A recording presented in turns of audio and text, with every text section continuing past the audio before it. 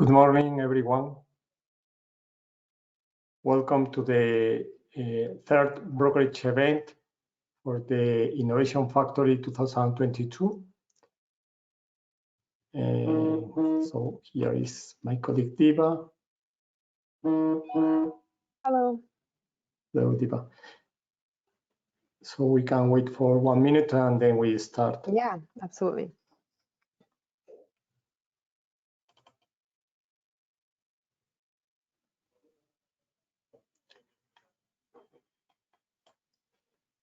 I will share my screen.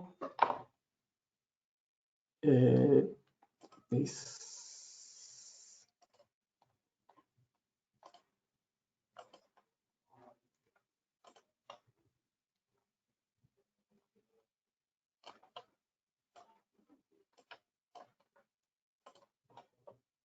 Do you see the first slide? Yeah. Yes, perfect.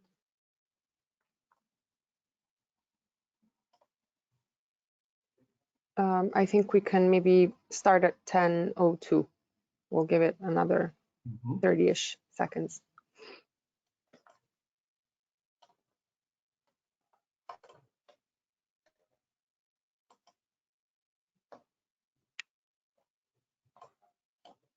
Okay.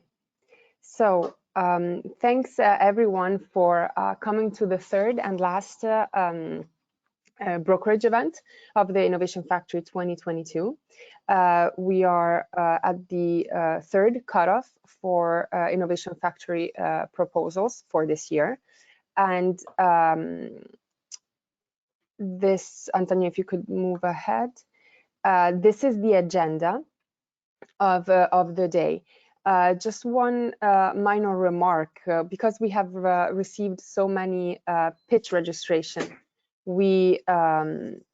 Because we have so many pitch registrations, we have had to extend the time frame for this call, for this webinar, to 1 p.m., which is a little more than we, maybe even an hour more than we originally intended to do this in, because yeah, we have so many pitches. But I will try to keep my presentation really short, so we can just get on with the day and the pitches. If you could move to the next slide, Antonio, thanks. Some key dates. So we are at the stage of the third brokerage event, as I said earlier, November 15th. We've had 3 brokerage events in total. So we've had 3 different sessions in which different pitches were happening. So we have totaled a very high number of pitches for this cutoff.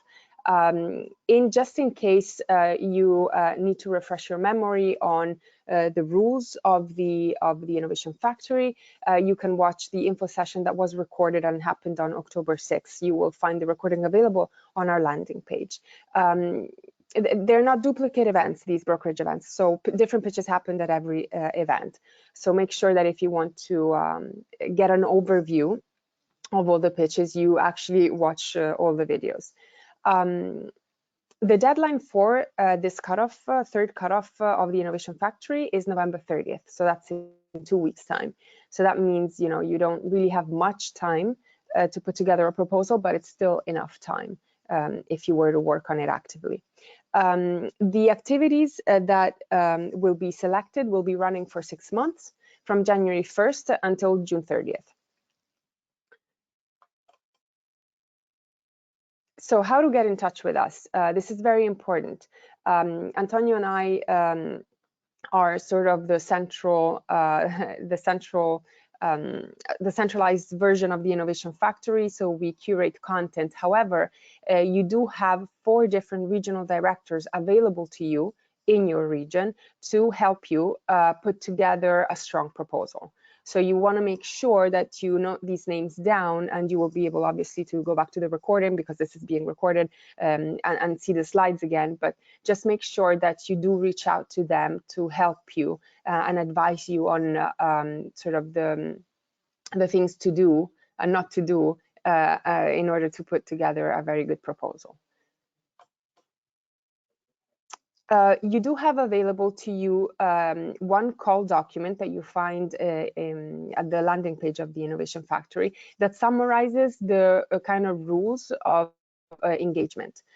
So please read this carefully. You will also have a cut of 3 specific documents. It's literally 1 page, and even the call document is very few pages long. So we try to be as concise and as effective as possible. And you also have on the landing page an FAQ section where you find kind of the answers, obviously, to the most common questions, so that you don't have to reach out for any question or any request for feedback. And sometimes you can find it in the FAQs. So we made that available for you. What happens when you actually submit a proposal? You have to scroll down on our website and go at the level of this little, we will make this better next year, but a little bit larger. But for now, you want to make sure that you go into the EAT Digital intranet page, and you can access that through that link. You can see intranet in blue in small font. You click on that, you get into the intranet, you click on Innovation Factory within the intranet, and that brings you to the proposal system. So you click on the proposal submission system, and that's when you get redirected to the proposal system, where you actually write down and fill it in with your proposal details. So as you've noticed at this point in time, your microphones are by default on mute, but Antonio will open your mics as you are presenting, so don't worry about that. And he will also give you the ability to activate your camera so that we can actually see you while you are pitching. As he's doing for me, Antonio will move the slides for you, so just bear with us on that. We thought the centralized approach was a bit more lean in terms of timing. If you do have questions you want to ask to a presenter that is on stage pitching at that moment, you make sure that you ask them via the questions box in the GoToWebinar chat, so that we can make sure that you are put in contact with the presenter later on after the webinar is over, because we don't have time for Q&A, unfortunately, because it's just too limited our time today. So we will do the timekeeping. We have never had problem in the past brokerage events. I hope that we won't have problems today when we have even more pitches, but please keep your pitch within the time limit that we ask, which is 5 minutes. The meeting, as I said, will be recorded, and it will be eventually published on the landing page of the Innovation Factory brokerage event. Why do we do this? Because then we share it with the EAT Digital ecosystem. Not every stakeholder in our ecosystem is able to attend the brokerage events, so we make sure that they actually do receive information about proposals that are happening and shaping up, so that they can reach out if they are interested in either joining or maybe investing. So we just want to make sure that this gets out to as broad of an audience as possible. Finally, when you are doing your pitch, please focus on the key points, right? You're pitching a business, not a technology. This is a proposal, it's a way for you to propose an idea that you would like to work on, and not a technology and a business idea. So make sure that you do a business pitch that is based on a deep tech solution that solves real business pains. Be concise, again, 5 minutes. We will do timekeeping, and what's really, really important is that you pitch to find partners for your proposals. So you want to communicate clearly on who and what competencies you're looking for, because then within this webinar itself, but also when we email out the recording to our ecosystem, if you clearly state what you need, they might reach out to you and fill in that gap for you. I think at this point, Antonio, I'm giving the word to you. Yes. Thank you, Diva. Now we have the list of pitches. You can see the ones that we receive with more time, and then later we have the more or less a up to 12 or are the ones that we received with in the previous weeks. And the last one that we have received, they are also planned, that are in the mainly after 12, 20, 12, 25. But all of you that have registered, have sent your pitch, are here in the list. Because we have a very short time, we need to be very strict with the timekeeping. So what we are going to do is immediately we will jump into the first one, that is Stefano Bagli. Let me change because it will be a bit. Stefano should be Perfect. So let me open your presentation. Hello, Stefano. Can you hear me? Okay. Yes, we can hear you and we can see you. You have sent a PDF. Can you see your presentation? Yes, there is no way to project my slide, as I have submitted too many slides for 5 minutes, so I prefer to. There is no way. No, I think we need to do it that, but you can say jump to the next one or go to the one that you want. Okay, very good. But you need to keep in 5 minutes. Okay, so thanks a lot for this opportunity. It's a pleasure to have the possibility to present Safer Places. It's a AI-based digital twin solution for providing flood risk intelligence in urban area. Next, please. Next. So this is our story. We started our journey in 2018 with an IIT Climate Kick research funded project. And after 3 years of project, we have now a TRL7 prototype and marketable version of the platform. We have validated the platform in more than 10 pilot studies. And we have also a global version online that gives us the opportunity to activate the service and the platform for the flood risk intelligence in cities for whatever cities worldwide. This year we started the go-to-market, so we are in the go-to-market phase. We are starting good traction with 3 paying customers and 3 good big prospects. And we also start and continuing collecting grants. We got a grant from a European Space Agency in order to improve the platform integrating satellite data. We had a grant from Horizon Europe for improving the platform for supporting civil protection in early warning.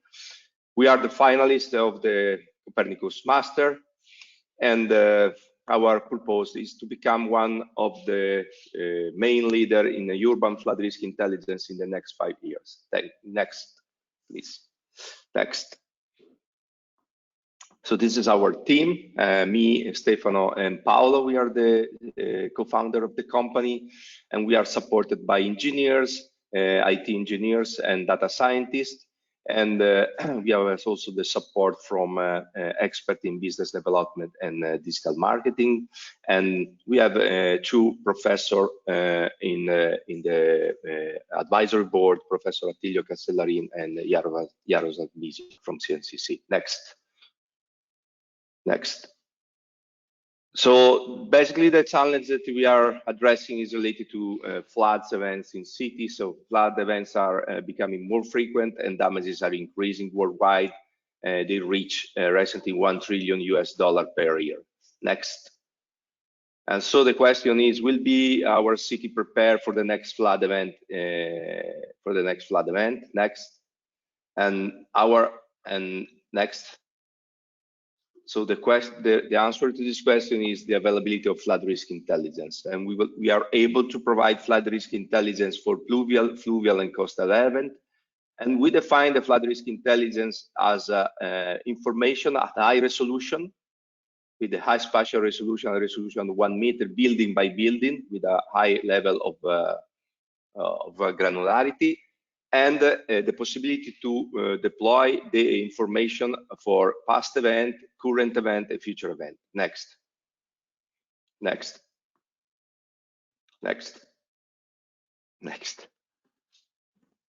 Yeah, so this is our technology, the solution that we have developed. Next. is based on 3 pillars. First one is we are exploiting the big available open data, geospatial data from Google Earth Engine, OpenStreetMap, Amazon, and Copernicus, and we are setting up the digital twin of the city. Next. The second element is composed by the innovative AI-based and physical-based flood hazard and damage model. And yeah, the time is running so fast. So next, and the third element is the cloud computing framework. So if you can scroll to the last slide, more or less, go. Yeah, just for the business. Yeah, so before, yeah. Okay, yeah, if you can go up.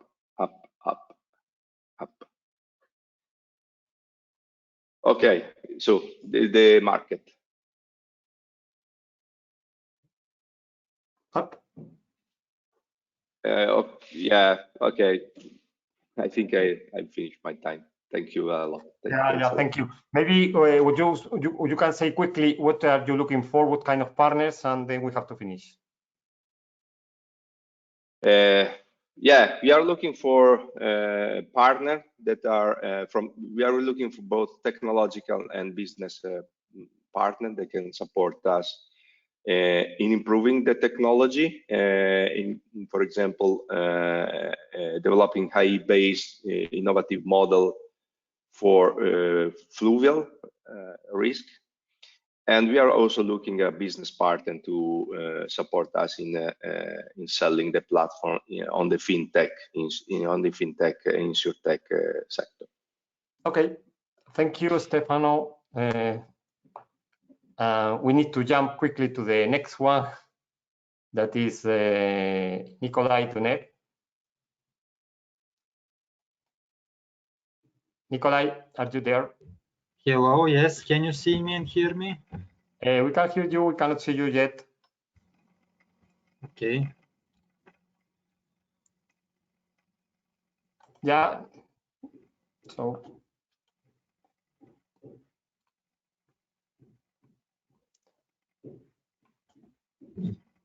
The first slide, please. The very beginning. No, the previous. Yeah, exactly. No, the previous one. The face. This one? No, the blue one. The very first. The first one, the front yes. page. Okay. Hello, I'm Nikolai Dunev, a representative of Green Kilometers project. Our focus is urban mobility and citizens' engagements in urban transition. Next slide, please. Next. The business pain we are trying to solve comprises 2 elements. The first one is that the cities are not aware of the green bonds market and the abilities to raise capital for investments in clean transport and efficient energy. And also, they are not having a beneficial system which encourages people to use greener mobility solutions and to use their cars less in the city. Next slide.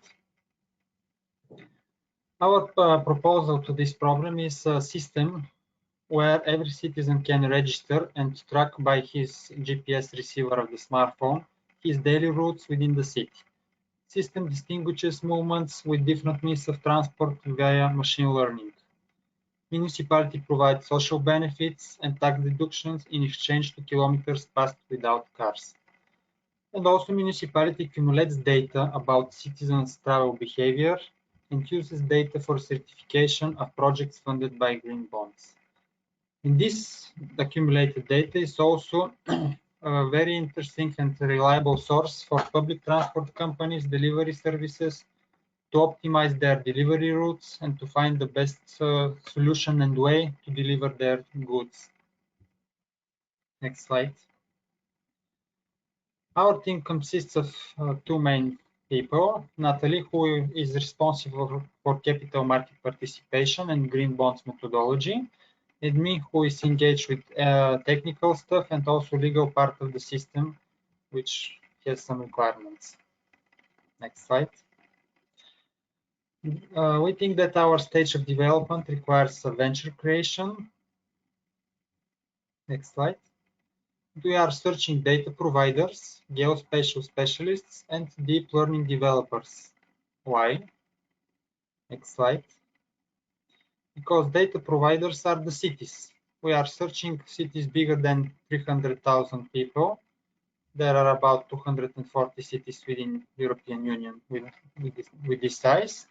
We also search for geospatial specialists to visualize and systemize data, and machine learning developers to analyze data after we collect it.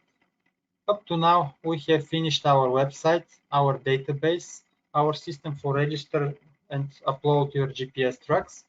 And our most important partner which we are looking for is the machine learning. Next slide. As I said, we are looking for a direct contact with bigger municipalities in Europe, and also with transport companies who can pilot test our system in order to collect more information about their travel behaviors within the city. Next slide. Up to now, we have raised about 5,000 euro from Sofia municipality for initial planning. They promised us about 10,000 more. Also, we have secured the funding from Emerald European Venture Investment Fund at the amount of 150,000 euro. And in order to finish and test our system and to reach more clients, we are looking for another 150,000 for a venture creation. If you are interested in our project and want to get in touch with me, please write me at the email at the bottom. Thank you for your attention. Thank you, Nikolai. We should jump quickly to Clevergy. Nikolai, you can close your camera and your mic. Bertrand.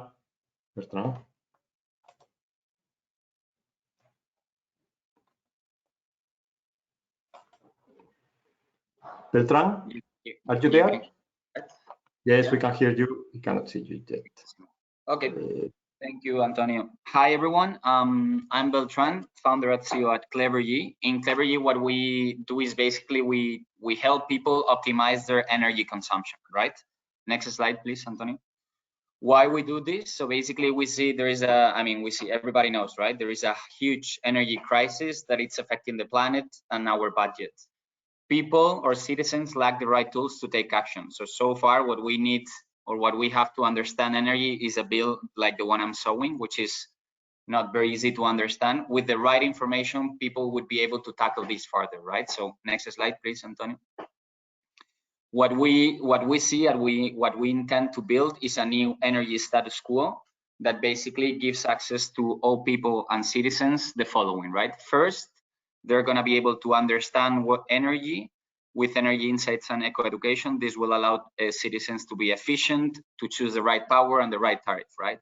Then it comes also the smart housing for everyone, mobility and vehicle to grid. This doesn't need to be only for a few people, but to everyone. And then with all these tools, demand flexibility is also allowed, right?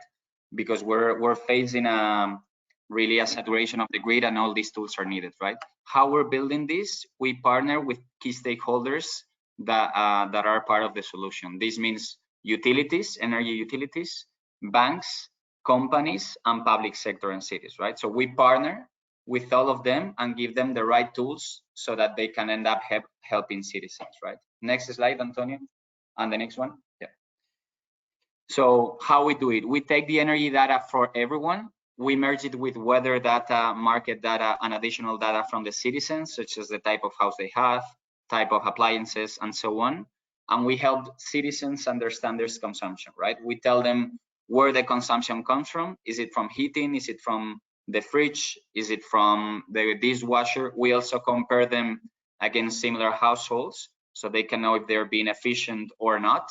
And then we end up giving super tailored recommendations for their use case, right? This means you can save this in power with this type of power contracted, with this tariff and so on. We also give recommendations in terms of how to be efficient, and we end up giving recommendations of the best smart device based on your consumption that it really applies to your house, right? So this is what we do. If you go to the next one, Antonio, please. Why we are unique, our unique value prop is basically we are, first of all, hardware free. This is very important because we can connect to every household, at least in Spain so far, because we are integrated with the grid.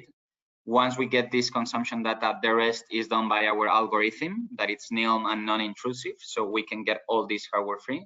Second point, we are flexible in terms of integration. We can do a wide level solution for a city for their citizens or for a company for their employees, but also we can integrate in existing apps, such as the ones from banks or utilities, and we can do also via app, right? In terms of our impact, we have social and environmental impact. For an average household in Spain, we're able to save from 100 to 800 euros per year and almost half a ton of CO2 per year, right? Next slide, Antonio, please. In terms of the team, we are 3 co-founders backed by a team of, in total, we are 10 product designers and developers. Juan is leading the technical part. He's the CTO, more than 15 years experience in the tech world, first tech employee in Smartic. He's basically been doing this for a while in terms of using tech to help people and citizens have a better life, right? Alvaro is our product guy. He's in charge of the product. He's also a professor in ICAE of electronic systems. And myself, I take care of the business part. A bit about me, civil engineer and a lot of passion about energy. I've been also doing business development in Australia for some years. Then I was in Kenya and Tanzania for 2 years, also working in renewable projects. And the last years I was in BCG, working in big corporates before joining Clevergy. Also about the company, we're applying for the, sorry, the first one, here. We are applying for the Live Enter Push. So we were founded earlier this year in January. We already had a pre-seed financial round with Last Ventures of 500K. And we have several customers, but the most important so far is Naturgy, which is an incumbent from Spain. They have 5 million customers that we are serving. And the last one, please, Antonio. So we're looking for 2 types of partners, right? Either a technological partner that can be a university, software provider, or energy expert that can help us develop further our algorithm to increase accuracy and help better our customers, right? This is one type of customer. The other one can be a commercial partner, which is basically any utility, bank, company, or city within the public sector outside of Spain, right? This would help us expand our product and test it in another new geography. So if you finish with the last one, Antonio, please. These are our contacts. Please reach us out. Thank you very much for the opportunity. Thank you, Antonio. Thank you, Beltran. So we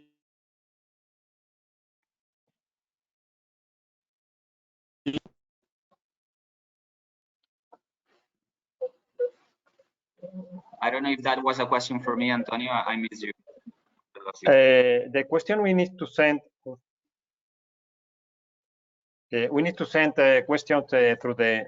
Something happened with my camera. We sent the question through the question function in the system, and then we will share with you by mail. Okay. Thank you very much. Bye. Something happened with my camera, but I'm not going to change now. The next one is Liana Rotariu. Liana, are you there? Antonio, I cannot find Liana. No? In that case, I can try to solve my camera issue. Let's go to the next presentation. We have here Basil. Actually, no.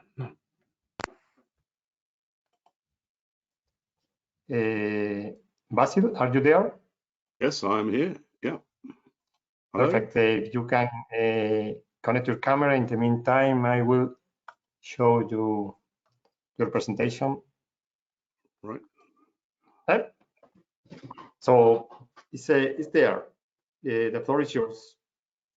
Can you see me? No, it's black, but we can hear you. Okay. I'll start on. Okay. Hello, I'm Basil Phillips, CEO and founder of Distributed Management Systems. We're wholly owned by the directors, a UK company, and we've entirely self-funded the development of our CAS technology. Next. The problem we're trying to solve is this. Data breaches happened, multi-factor authentication is the proposed solution, but our contention is that all existing multi-factor authentication methods are vulnerable because they rely on fixed secrets like the embedded key in a token or an authentication app or private key in a PKI structure. If these are discovered by hacking or more likely revealed by complicit insiders, then the security is bust. Next, please. So we have a better way of doing identity assurance. It's taken us 4 inventions, one of which is patented, and it relies on the users having a secure chip with our code on it to respond to the challenge. We can make this secure chip into a contactless smart card, and at each challenge, at each user interaction, we can change the key, all the keys in the smart card. So what it means is that there's nothing fixed. So there's nothing for a hacker to target or for an insider to disclose. Next slide, please. So the attributes of this approach is firstly non-repudiation, which becomes a powerful insider threat deterrent. Because we're not using PKI technology, we're not susceptible to factorization, therefore we're not susceptible to quantum computing, and therefore it's future-proof. The technology has been proven in projects with the UK Ministry of Defence. We now want to commercialize it and extend it to the enterprise market. One of the biggest attributes of this technology is because clones are detectable, it immediately identifies breaches, and so you can defeat compromise. Next slide, please. So here's some business use cases. 3/4 of the most serious data breaches start with the corruption of the privilege account. These are the accounts that allow you to escalate your privileges and allow you to do great damage. So protecting against those privilege accounts is a key risk delimiter. And we think CAS should be that solution. So we're not proposing it to be the universal panacea, but we're proposing it to be the class for the priest class rather than the laity. So by protecting those privileged accounts, you completely de-risk the organizational risk. It works with all clients, Androids, mobiles, desktops, laptops, and all operating systems. And therefore it lends itself to the hybrid architectures that most enterprises are experiencing now. And because of the contactless nature, NFC can be used with mobiles, so you don't need card readers. Next slide, please. Now, we think the solution to the hybrid architecture, which is on-premises, cloud, public cloud, private cloud, is to use the federated identity approach. So the idea is that the customer controls an independent federated identity provider. And in our case, we've integrated our CAS system with OpenID Connect, which is a universal way of transferring the authentication from the key target to the secondary authentication server, where we do the interaction, prove that the user is who he says he is, and then relay back to the relying party that used to let him in. And the advantages here is that clones can be immediately detected. We don't have any reliance on self-provisioning. The system is tight. Next slide, please. So the market is expected to grow, and this specific market we're talking about is the identity as a service market. So rather than people doing it themselves, managed service providers do it for them and offer the service. Now, we can go one step further and say that managed service providers is not in the remit of the third party, but it can be controlled by the customer, because the customer essentially controls the CAS authentication server. So there's no hands-off to a third party who can then say that we're not responsible for breakages or threats. Next section, please. So one of the use cases is to, on the same card, the contactless card that CAS resides, we can put a payment app like a MasterCard app. So what we're interested in is talking to payment providers who, rather than rely on the traditional banks to do the strong authentication, which is mandated by EU's PSD2 regulations for payment, we can combine both functions on the same card. So you could have both your payment, like your MasterCard for the company, your company payment card, as it were, as well as the means of accessing your company's server on the same system, minimizing the number of cards that you need and minimizing the fact that you have to rely on a different authentication method to get into your server. Okay, that is basically the partnerships we want. Thank you for your time. Okay, thank you very much, Basil. So we jump into the next one, that is Martínez. Martínez, are you there? Basil, can you close, please, your camera and your mic?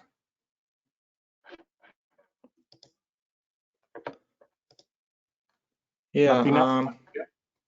Hi, can you hear me now? We can hear you. We cannot see you, but we can hear you.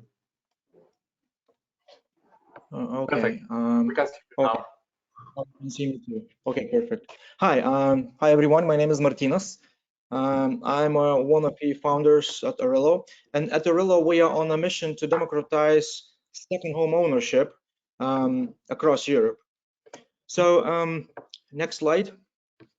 To give you a little bit of background, millions of Europeans with considerable disposable income dream about owning a second home, and a detached second home is usually a luxury affordable just to a few lucky ones. And just to let you know, on average, second home is occupied less than 6 weeks a year. That's the statistics. And even for some people with financial means, it's really hard to justify the purchase and maintenance of a largely unused property. Next slide. So why pay for the whole cake when you want just a slice? Next slide. So our product is a combination of four key features. One is it's a property fractionalization to lower the financial ownership barrier. For example, 1/8 share of a 1.5 million home can be purchased for around 200,000 euros. And with our stay scheduling application and built-in property management, co-owners can enjoy their home throughout the year while we run and maintain the property. And with the stay swap, our clients can exchange stays in fabulous homes owned by other Arillo customers. And next slide. So remote work boosted by the pandemic, affordable air travel, and resource sharing or sharing economy driving forces behind the demand for second homes across Europe. Next slide. I think I'll skip this one. Next slide. Our business model, we operate a hybrid business model. It's a transactional marketplace selling property shares. We have fractionalized or secondary sales of the fractions which were purchased before by our customers. And we have a recurring subscription business model for stay scheduling, stay swap, SPD administration, and customer support. Next slide. I think let's go to the next one and next one. Yeah, in terms of competition, second home co-ownership is still an emerging market. Most competitors established in the past year or so. We think that Pacaso is the leader of this segment. They have started in the United States 2 years ago, and they have already become a unicorn. Next slide. Here is a brief summary of our progress so far. We have launched in April with 8 property listings from 3 supply partners in the south of Spain. By the end of September, we had more than 300 sales leads, developed legal property fractionalization framework, and got 2 potential property share buyers. And in the next 6 months, we plan to develop a sales network utilizing a network of real estate agencies in Northern Europe. We acquire six clients, develop stay scheduling application, launch stay swap functionality, and add additional property market, likely Portugal. Next slide. Our long-term plans include a mortgage-like financing product and expansion to more markets. We see opportunities in value-added services to our marketplace. For example, a car rent bundled to the property. And also we want to bring smart home technology integrations for seamless access, security, personalization, energy efficiency, etc. Next slide. So this year we want to acquire and sell shares in one property. This would generate 200,000 euros for us in revenue. In 5 years, we aim to achieve a run rate of around 400 properties sold annually. This would bring more than 120 million euros in revenue, which would make us a unicorn. Next slide. Now we are a team of 4. We are an international team of technology and real estate professionals, entrepreneurs, experienced in our respective fields, and multiple exits in the past. We have worked at companies like Treatwell, Remax, or Picasso. Let's go to the next slide. So what we're looking for 200,000 euros in equity financing to complete our pre-seed round. And also we are looking for a partner, either a technology partner to develop technology piece, including stay scheduling, stay swap, and smart home integrations, or it can be a partner in marketing and business development. Let's go to the next slide. In our vision, the co-ownership is the preferred way to own a second home, contrary to what we have today. And go to the next one. Okay, that's the final. So join us on a mission to democratize second home ownership across Europe. Thank you for your attention. Okay, thank you very much, Martinas. We jump immediately to Tanner. Tanner, are you there?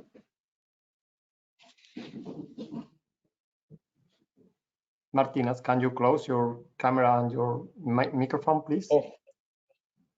Tanner, is Tanner there? No. Can you hear me now? Tanner? Hello? We can hear you, but we cannot see you.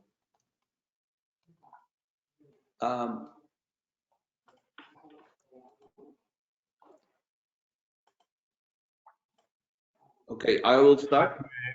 We can hear you if you want to start. Did you see the slide? Thank you. I'm Taner Dostolu, and I would like to introduce predictive maintenance solutions based on real-time embedded artificial intelligence with industrial controllers. Next slide. Digital transformation projects typically require significant upfront investment in data analytics and communication infrastructure, as well as training of a new workforce. So it has been reported that 70% of projects fail when scaling beyond the pilot stage. So this is the business pain that we want to address with this proposal. Next slide. Our solution is based on patent-pending ultra-edge technology that allows integration of artificial intelligence within closed-loop control with ultra-low latency and high efficiency. And it can be implemented as embedded software as well as circuits. It improves the device operation in real time and provides operational information to virtual replicas for system-level optimization as AI constructs. We are essentially moving the intelligence within the device and generate critical operational data within the closed-loop control loop. So essentially, we are not observing the device, but we are the device. Next slide. Our executive team have collectively spent over 60 years in deep tech and smart technology businesses. And we are looking at an early venture boost, but we will also create a new entity as we rebrand 5G3 ISV Tech during this EIT project. Next slide. So we are seeking business development partners for integration of ultra-edge technology within existing industrial solutions. And we will also consider licensing opportunities. These partners can be equipment providers, process control automation platform vendors for manufacturing. They can also be manufacturers themselves. Our ideal partner will bring expertise and market access for manufacturing and process control automation. Now, there's also opportunity to address control and maintenance of utility-grade power equipment instead of manufacturing sector. So there is several different verticals that we can address with this essentially solution of bringing the artificial intelligence within the closed loop. So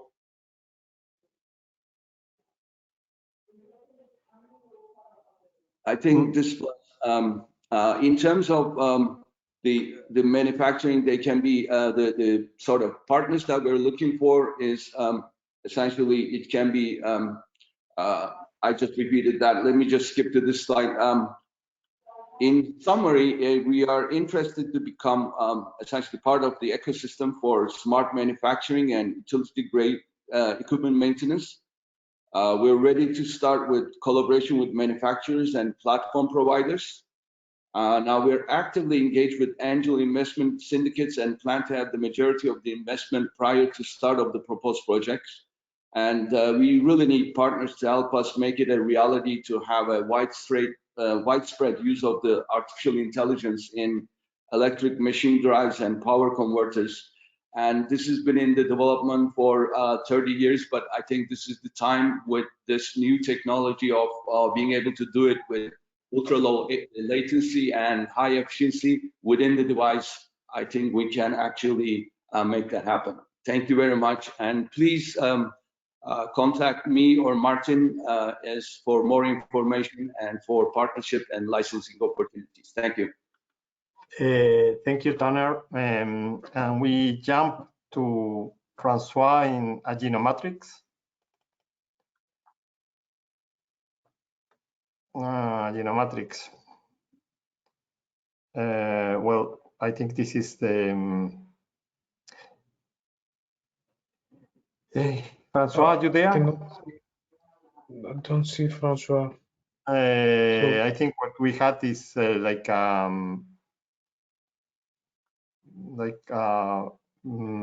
it's a page, this one pager.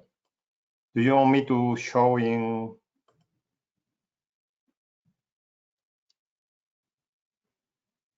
Sorry, are you there, Francois? Antonio, I don't see Francois. I don't think that he's in there. No. So we jump to the next one because we don't have time. Maybe if they come at the end, we can try to do it. But next one is Terra Plus Christos. Hello. Let me close this one. Can you hear me? Yes, we can hear you and we can see you.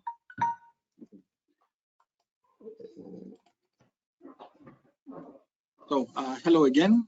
We are Christos and Dimitris, and we will present Terra Plus, a blockchain-based platform for transparency and traceability in wine sector. Next page, please.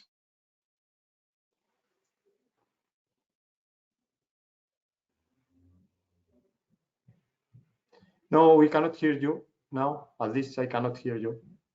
Now? Yes. Okay.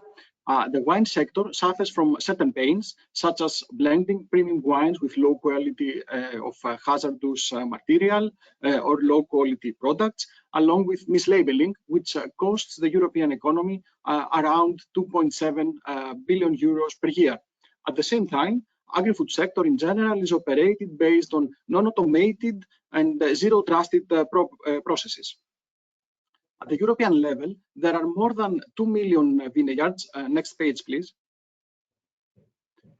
Holding across Europe that represent almost the 50% of the global wine market. especially for Greece, where we come from. The market consists of almost 2,000 wineries with numerous protected destination of origin locations and protected geographical indication wine labels. Next page, please. Now, on the technology part, TerraPlus realizes in a scalable way the wine life cycle, including all stages from producer and logistics to retail and consumers. In this process, we incorporate decentralized computing together with the IoT paradigm, supported by blockchain and smart contracts. State-of-the-art software technologies that span across all layers of TerraPlus solution include big data approaches, as well as network-embedded devices for data capturing powered by modern integration techniques. Next page, please. People in TerraPlus are professionals in the ICT domain with long-lasting collaboration for more than 10 years. The team builds complementary competencies on cutting-edge technologies regarding Internet of Things, cloud services, and edge computing. At the same time, the common pathway they have followed has helped to build common mentality for problem solving by design. Next page, please. Our venture began on early 2020 with the implementation of the reference architecture of our platform. The market potential has been strengthened so far by participating in various incubator programs, while the most important milestone is the EIT Digital Venture Program of 2022, where we have successfully completed the growth package and the final prize, which led us to the legal establishment of our entity last August. Next page, please.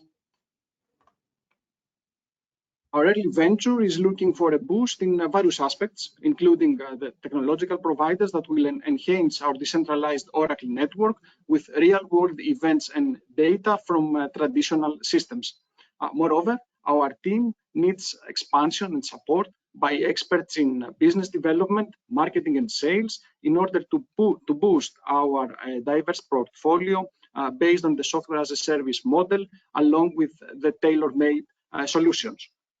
The highly competent team of TerraPlus will focus on attracting potential customers, starting from the primary agri-food production, like farmers associations. Moreover, supply chain, market and logistics and retail stores, and finally public or private certification bodies complete the pool of our target customer groups. Now, next page, please. Thank you. TerraPlus has raised so far 15,000 euros from a digital venture program 2022 and has invested them in legal entity establishment and the administrative expenses for the forthcoming period. Further funding will accelerate the growth of TerraPlus by supporting feature enhancements and optimizations, while the competitive advantages that need to be promoted via a well-defined marketing plan and sales network. An initial funding of 400,000 euros will allow us to turn TerraPlus into a profitable entity from early 2024. Next page, and thank you very much for your interest. If anything you need additional information, please do not hesitate to contact us. Thank you, Christos. So we jump immediately to the next one, that is Frank. Perfect. So you are Panos AI, and then I'm opening the presentation. Let's see. So the floor is yours. Yeah, next slide, please. Hi, I'm Frank from Panos AI, and we're building the first data and AI-powered digital advisor that helps to automate businesses more successfully. Next. Even in 2022, the biggest pain of organizations is to understand the opportunities for automation, as they have to improve their customer and employee experience. Next. So the solutions they pick today to improve and transform and automate their business have all one major problem. It takes a lot of time, money, effort, or leaves unanswered questions. Next. And the result is that most of the organizations are unsuccessful, too slow, and not impactful in transforming their business because they have big gaps in strategy, knowledge, and culture, which leads to a lot of unsuccessful projects, a very small impact on the overall business and the employees. And of course, they're missing out a lot of revenue. Next. So we put together our 30 years of experience in data, AI, and process automation consulting, not to create books, blogs, or create YouTube videos, but to build Panos AI. Next. And with Panos AI, we want to bring data and AI-based guidance on process automation to decision makers and employees with the focus on success. Next. In simple words, it's a cloud-based web application with business insights, a solution marketplace, project best practices delivered by the chatbot using data and AI, where we refer mainly to natural language processing. Next. And Panos AI is then able to answer the three most important questions of companies: where and why to automate, using which solution, and how to actually do it successfully. Next. So let's have a quick look how it works. Next. Next. Next. Next. Next. And what you just saw, Panos AI is able to generate insights for as many companies as possible in the world based on public available data. So there's no integration, no budget, no project required. Next. And using these insights on automation opportunities, it's able to recommend best matching solutions and then is able to guide the company through the process of successful project implementation. Next. So the aim is to create the future ecosystem of automation where companies can very easily, fast, inexpensive, and sustainable and scalable run their automation initiatives. Next. And we can do this for almost any company in any industry in the world. So we have already identified that there's public data available for about 700,000 companies where we already gathered 10% of it. We can match that to 90,000 potential partners on the marketplace in a market of 600 billion euros or dollars, which companies spend on intelligent automation solutions. Next. We've already built a prototype and are in the process to sign a strategic partnership with one of the Europe's biggest telecom company. We are about to incorporate the company and are working on closing 3 customer pilot projects to connect customers, solution providers, and the Panos AI platform. Next. And for the next big step, so to scale our team, to scale the development, to build the platform to serve as many customers as possible. We are still looking for a lot of customer pilot projects to validate the needs for making decisions based on data.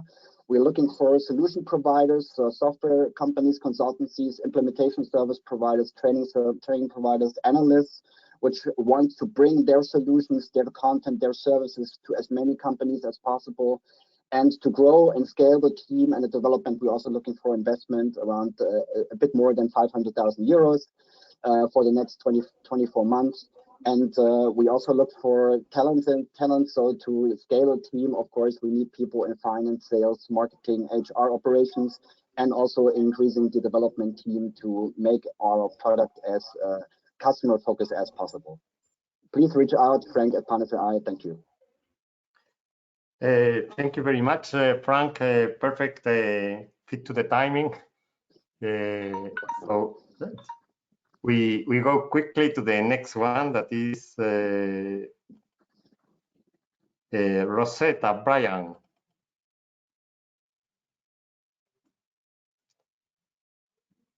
Are you there, Brian?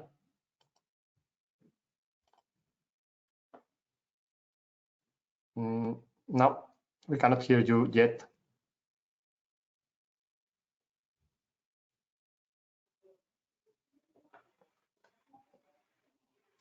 Yeah, now we can see you. We cannot hear you.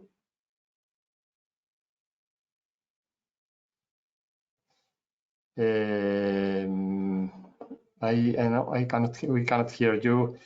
Let me see if something with your microphone.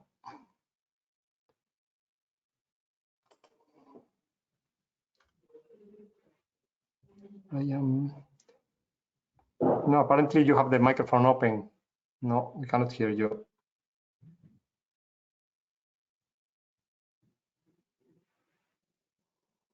Are you calling by the phone?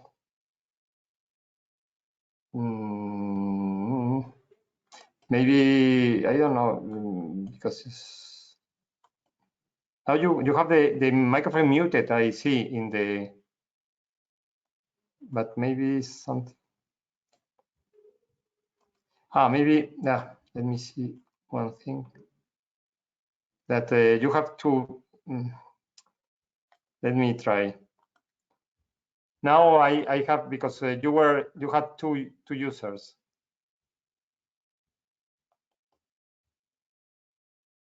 Brian, and you have both now. You have a microphone open. Hey. Yes, you have to. We can hear you very very low, but we can hear you. Okay, I can talk like this. Yes, Great. I think it works. Go ahead. I'm sorry about these audio visual.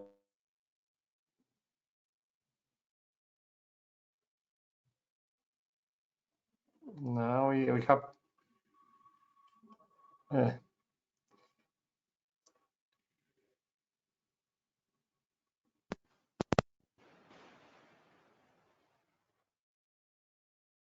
We cannot hear you now. I think you are connected to the phone. You have the strength case.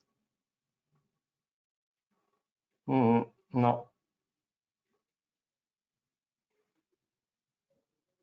Maybe we should move to the next presentation. We should. No, I think we are going to move to the next one, and then we will come back to you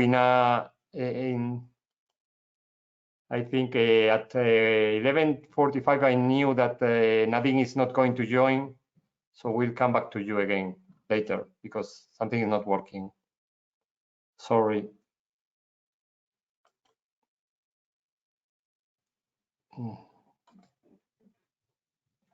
We need to move to the next one. Brian, we will try later with you. Next one is Ioannis. Ioannis is not in the attendees list, so maybe we should move. Okay, Ioannis is not in the list. Fluento. Okay, so the next one is Fluento, Jan or Ido.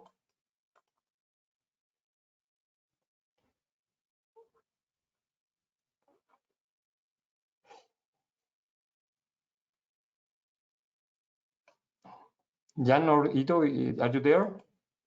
Maybe Ido. You are there, but we cannot hear you yet.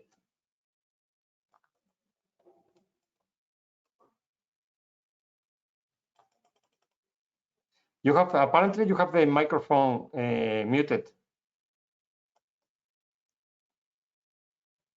Can you talk now?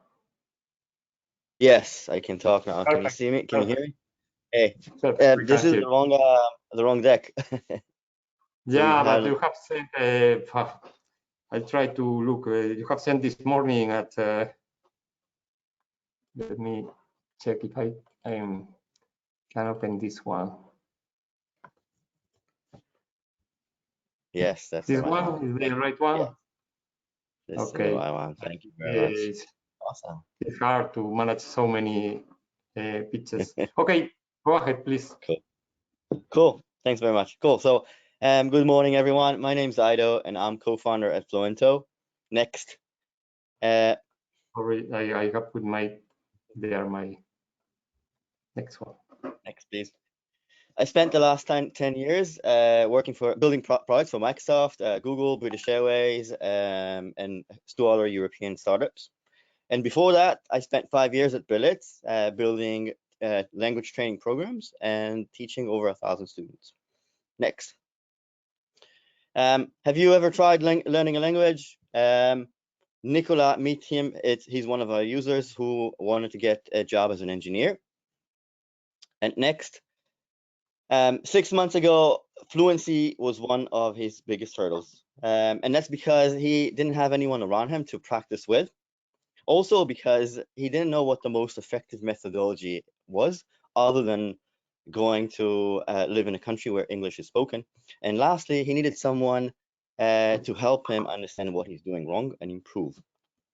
Next, up, one back. Yeah, so this is why we're building Fluento. It's a language coach that listens to every interaction you make in English and then guides you and supports you along the way better than any teacher would be able to do.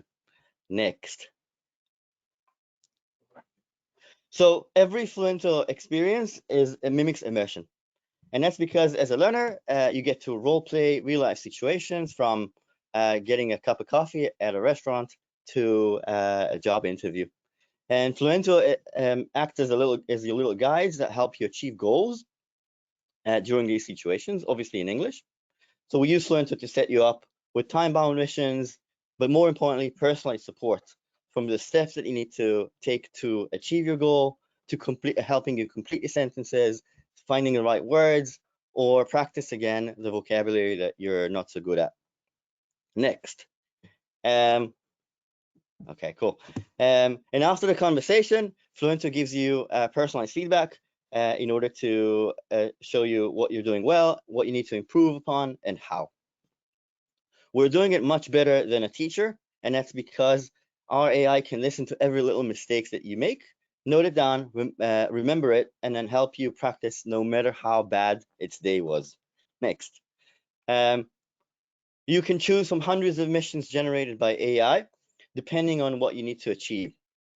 And we'll pair you up with someone who wants to achieve the same goal who is at the same language level, and we'll make sure that both of you don't speak the same native language in order to force you to communicate in English, just like you would do if you lived in an English-speaking country. Next. So Nicola is not on his own. There are hundreds of thousands of people looking to practice on places like Reddit and Discord, and even Duolingo, who's got over 500 million users, where 90% of them have left to try and improve, look for ways to improve their speaking. Next. The demand is huge, and this is why there are multiple ventures trying to solve language learning. But unlike apps drill-based apps that are not addressing conversations, and teacher marketplaces that don't have a supply of teacher for everyone, Fluento mimics immersion, which is the most effective way to improve your fluency and confidence. Next, not only the market is right now worth $60 billion and expected to double by 2027. Next.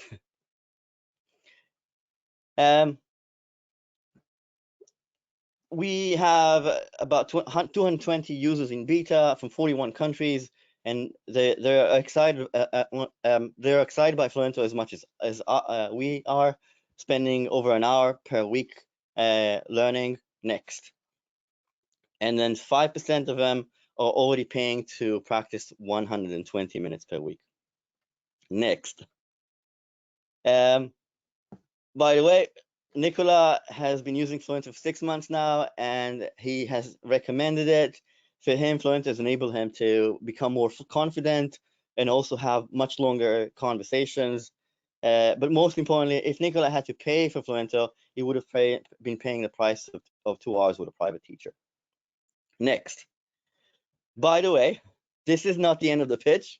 Fluento can also work very well for organizations, simply because we can build specific organizational scenarios, learning scenarios, from traveling to hospitality industry. We can let organizations understand exactly how their employees are performing. And of course, because of our technology, Fluento makes it easy to practice anytime, anywhere, at an affordable price, because there's no human cost involved. Next one. This is why we're always speaking to Istanbul Airport, which is the largest airport in Turkey, which employs 8,000 people, where they're looking to train their staff on specific airport scenario needs. Next and last, We are super excited to change the learning industry for good, and we're looking for investors who understand our problem and are excited about the problem as much as we are. And on the other side, universities that research NLP in order to partner with them and transform their research into meaningful solutions and vice versa. Next and last. Please help us understand the language industry. If you're interested in this, here's my email. Have a nice day. Bye. Thank you, Ido. Interesting. We need to jump to the next one. I would like to have time to have some remarks, but actually we don't have time. So, next one is Davide. Davide, are you there? Yeah, can you hear me? Yes, we can. We cannot see you yet. But, now? Let me swap. Yes, we can see you now. Perfect. Okay. So hello, everyone. I'm Davide Veda from Machine Learning Reply, and today I'm pleased to introduce you to our advanced analytics solution, which is a cross-industry machine learning tool useful for maintaining high-quality service and reinforcing customer centricity. Next slide, please. Okay. Let us consider the case of any business which is offering services to customer. Nowadays, it is very complex to use the many reviews received from customer on various channels like Google reviews or other channels to monitor one's services and offer something which is in line with what customer expects. The only way to understand whether customers are satisfied with the service that we are offering is to analyze what people think, extracting strengths and weaknesses from the review that we receive from our customer.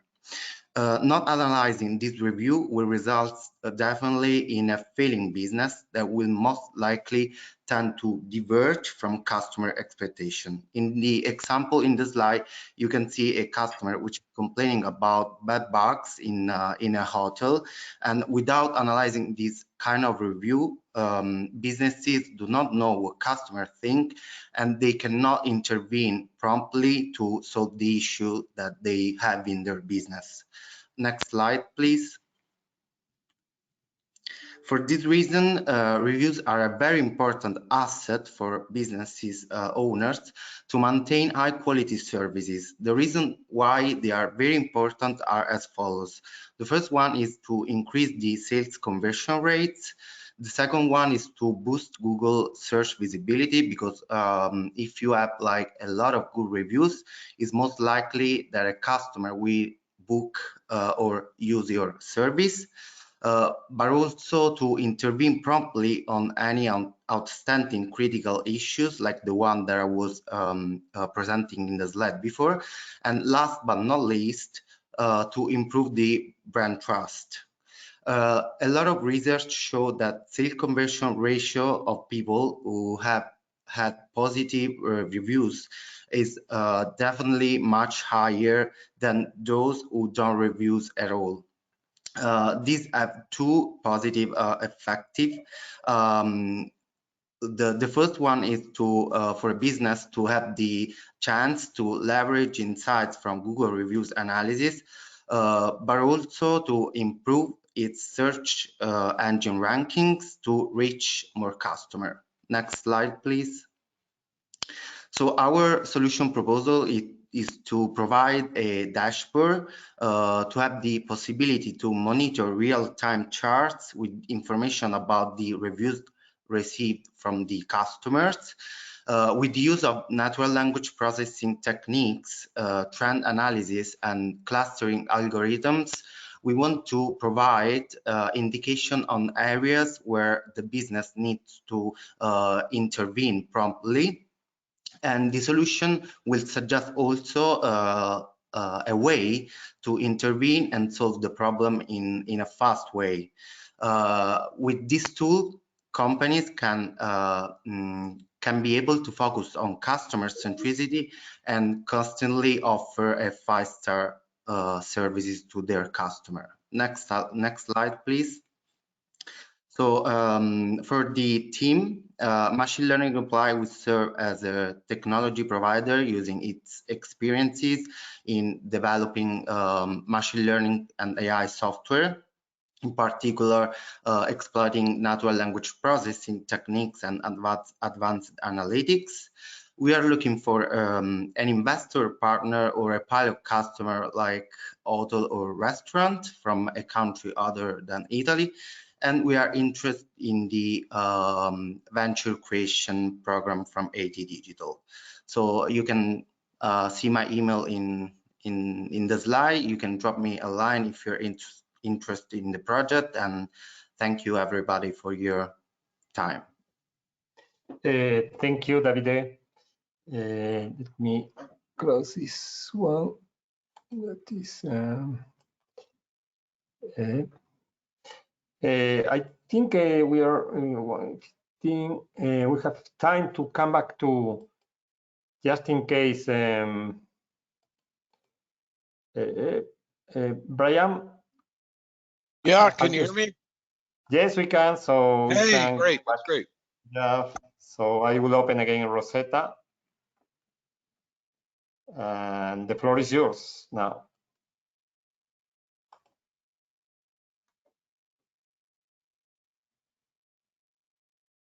No, we cannot hear you now. We cannot hear you now. Something has happened in the meantime.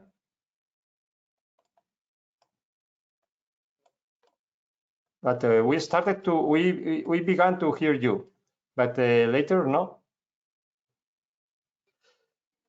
And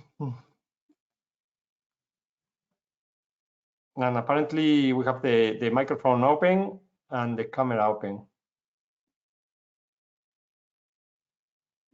No, we can. Let me not to because something happened with that.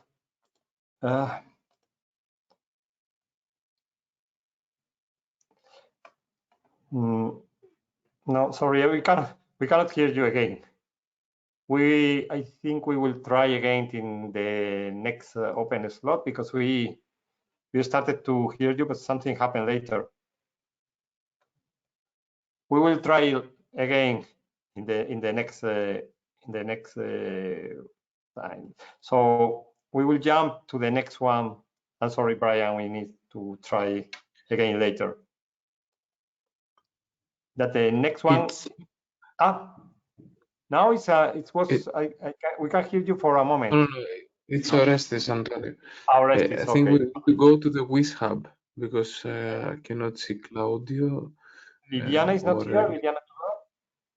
No, she was before, but I cannot find her now. Okay, so in that case, we can jump to WizHub. Timotheus, you are there? Are you there? Yes, I'm here. Can you hear me? Perfect. So then I will open WizHub.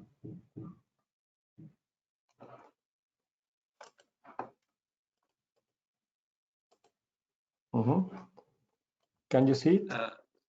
Yes, I can see it. By the way, I have some small internet problems, so I will just use my microphone, not my video, if that's okay. We can hear you not very well, but well, we can. I'll try with what I have. Okay, so good morning, everyone. My name is Timotheus Ciesielski. I'm a first-year student of EIT Digital Master in Data Science, and I will tell you a little bit about WizHub now, platform to make your learning easier. So imagine a situation that you're a software developer, you're working as a junior in some company, you have some very basic experience in programming. Let's say you start with C++ or Python, and you now want to learn Golang. You heard it's a big thing last days, and you want to explore it a little bit more. So you open your Chrome, you type in Golang, you click enter, and next slide, please. And then you are attacked or approached by many different services where you can learn it. Some of them you can see here. You can choose either from paid services like Coursera, Udemy, Udacity, or the free ones like YouTube, Tutorials Point, etc., etc.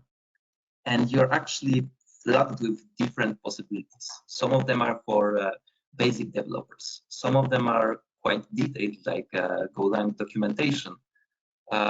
Some of them are too easy for you because you already have experience with programming, so you don't need to learn what is a variable. But some of them are, let's say, too dry. So first, and by the way, some of them are well checked by other people, and some of them are not. So your problem is you want to find the best possible learning material personalized to you. Next slide, please. So as I mentioned, in the internet, we have lots of different materials, but the varying thing is the quality and the confusing which one you should choose. So I propose a web platform which is aggregating the learning materials and recommends the desired courses to the people considering their level of advancement, experience with things, and things of what they want to learn. The project started initially by 6 developers from the university as a university project. It was developed for 3 months and it went online. But the development was suspended due to our inexperience and lack of funds. Next slide, please. So the most important thing in this situation is continuation of the development of the project. There are many things that can be improved. For the current moment, the adding of learning materials were manual. So if you are a user, you can add some tutorial you liked, you could rate them, and the platform was aggregating them and sorting, mentioning the most used and best rated ones first. But the collection of learning materials could be automated by some data pipelines. There could be also a rating algorithm. It just requires a team of developers assigned to that and working on that. Our target customers are initially students and developers, but we could extend to more. Yeah, mainly that's it. Okay, thank you, Timotheus. Thank you very much. If you have some suggestions or you like the idea, you can contact me.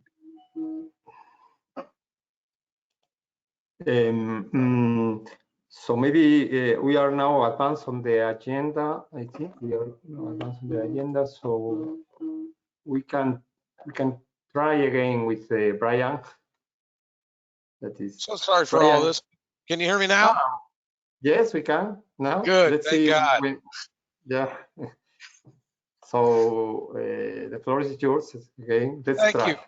Thank you. The name of our project is Rosetta, and it's an NLP information butler to help to sort out disparate data and to take a hold of the EU data sources that are up for grabs right now. When I went home to visit my parents over the summer holiday, my dad had his stomach removed some time ago, and he's been tracking different points in his blood levels for his health. And he went to his health record to try and dig out these data points, which are thoroughly recorded from his visits to the doctor. And he's a retired IBM engineer. He's a really bright guy, and he could not get this data out of his health record. And he asked me over, and I've been looking at health records professionally for many years, and it took me half an hour. So it's really a thing. After we got those data points, plotted, he was pretty happy. We want to make it really easy through natural language, just ordinary questions to get your data. So please, next slide. These slides are the template. I'm going to include them in the deck, so it's really easy to get a summary of this project. Next slide, please. So you'll know this is the standard format. We're going next slide. The business pain of data right now is that social service is ignored in the favor of social media, if that makes any sense. The data giants that are in these spaces are looking to monetize everything they can get their hands on. Fines and antitrust suits are shrugged off. That's the biggest issue, really. And the EU needs its own homegrown response. Next slide. So we're wanting to have an AI assistant that's Web 3.0 that can query, and the service will mine data from sources that are trusted and verified. So we can get into some things with the service by becoming verified and creating privacy that these big giant monopolies can't get. And really, in my humble opinion, this is the most important information. YouTube is not the most important information. So next slide. We want to let you know that we have a team already in place. We have a consortium of members. We have a research and development clinic in Barcelona that has an LOI with us, and 2 data analytics firms that have joined. Ninja MOBA has been in service for 4 years. We've won the largest hackathon in the world for education and family life. And we won an amazing hackathon with Roche, sponsored by Roche, who gave us many of these ideas. And also, we recently in June won Malaga's at the Digital Enterprise Show for the best healthcare. Next. So what we're creating is a joint venture and a consortium, which is typically EU endeavor, not a Google endeavor, not a single monolithic unicorn. That's not our goal to do. And these are the skill sets that we have currently, and we want to broaden these. Next slide. So we're looking for additional partners that are skilled in data crawling, mining, ingestion, financial partners that are skilled with data monetization within the boundaries of GDPR and specifically for public good. We want to share the income back with the municipalities and institutions that help to generate the data. That's a pretty revolutionary understanding of how to monetize data. Data infrastructure providers we're looking for in each state according to the new Gaia X standards, and we're looking for regional state actors. Next slide. So we need finance to realize this public sector social impact, and we need governance. So we've actually approached a forward-looking governmental program to do this, and they're like, wow, approaching municipalities with something like this, that's a pretty upward climb. And so we need governance with will to build these standards, or we'll have this taken from us by larger organizations, multinationals. Next slide. So we need health and education and municipalities and mobility and climate action. This is our space. This is where we live. We have an institution here in Malta that has adopted our use case, and also in Barcelona. Next slide. We need investors that are interested in this, who can see the amazing opportunity to change really the model. And I think that's the last slide. We really appreciate your listening today, and please join us at ninjamoba.com. Okay, thank you very much. Well, at the end, we could solve the case. So thank you also for your patience. So thank you.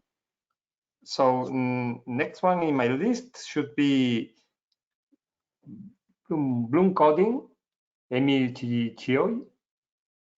Emil, are you there?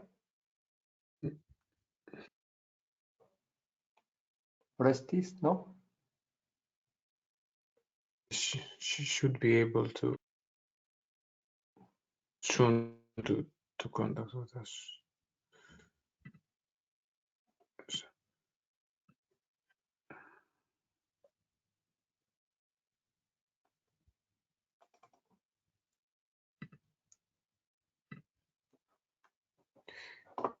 Emil? Emil? Yes, hello. Hello. Just give me a second. I'm trying to get the website, the webcam. We hear you very low, so you can go closer to the microphone. Yeah, just 1 second. 1 second. No, it's too low. I understand. Yeah.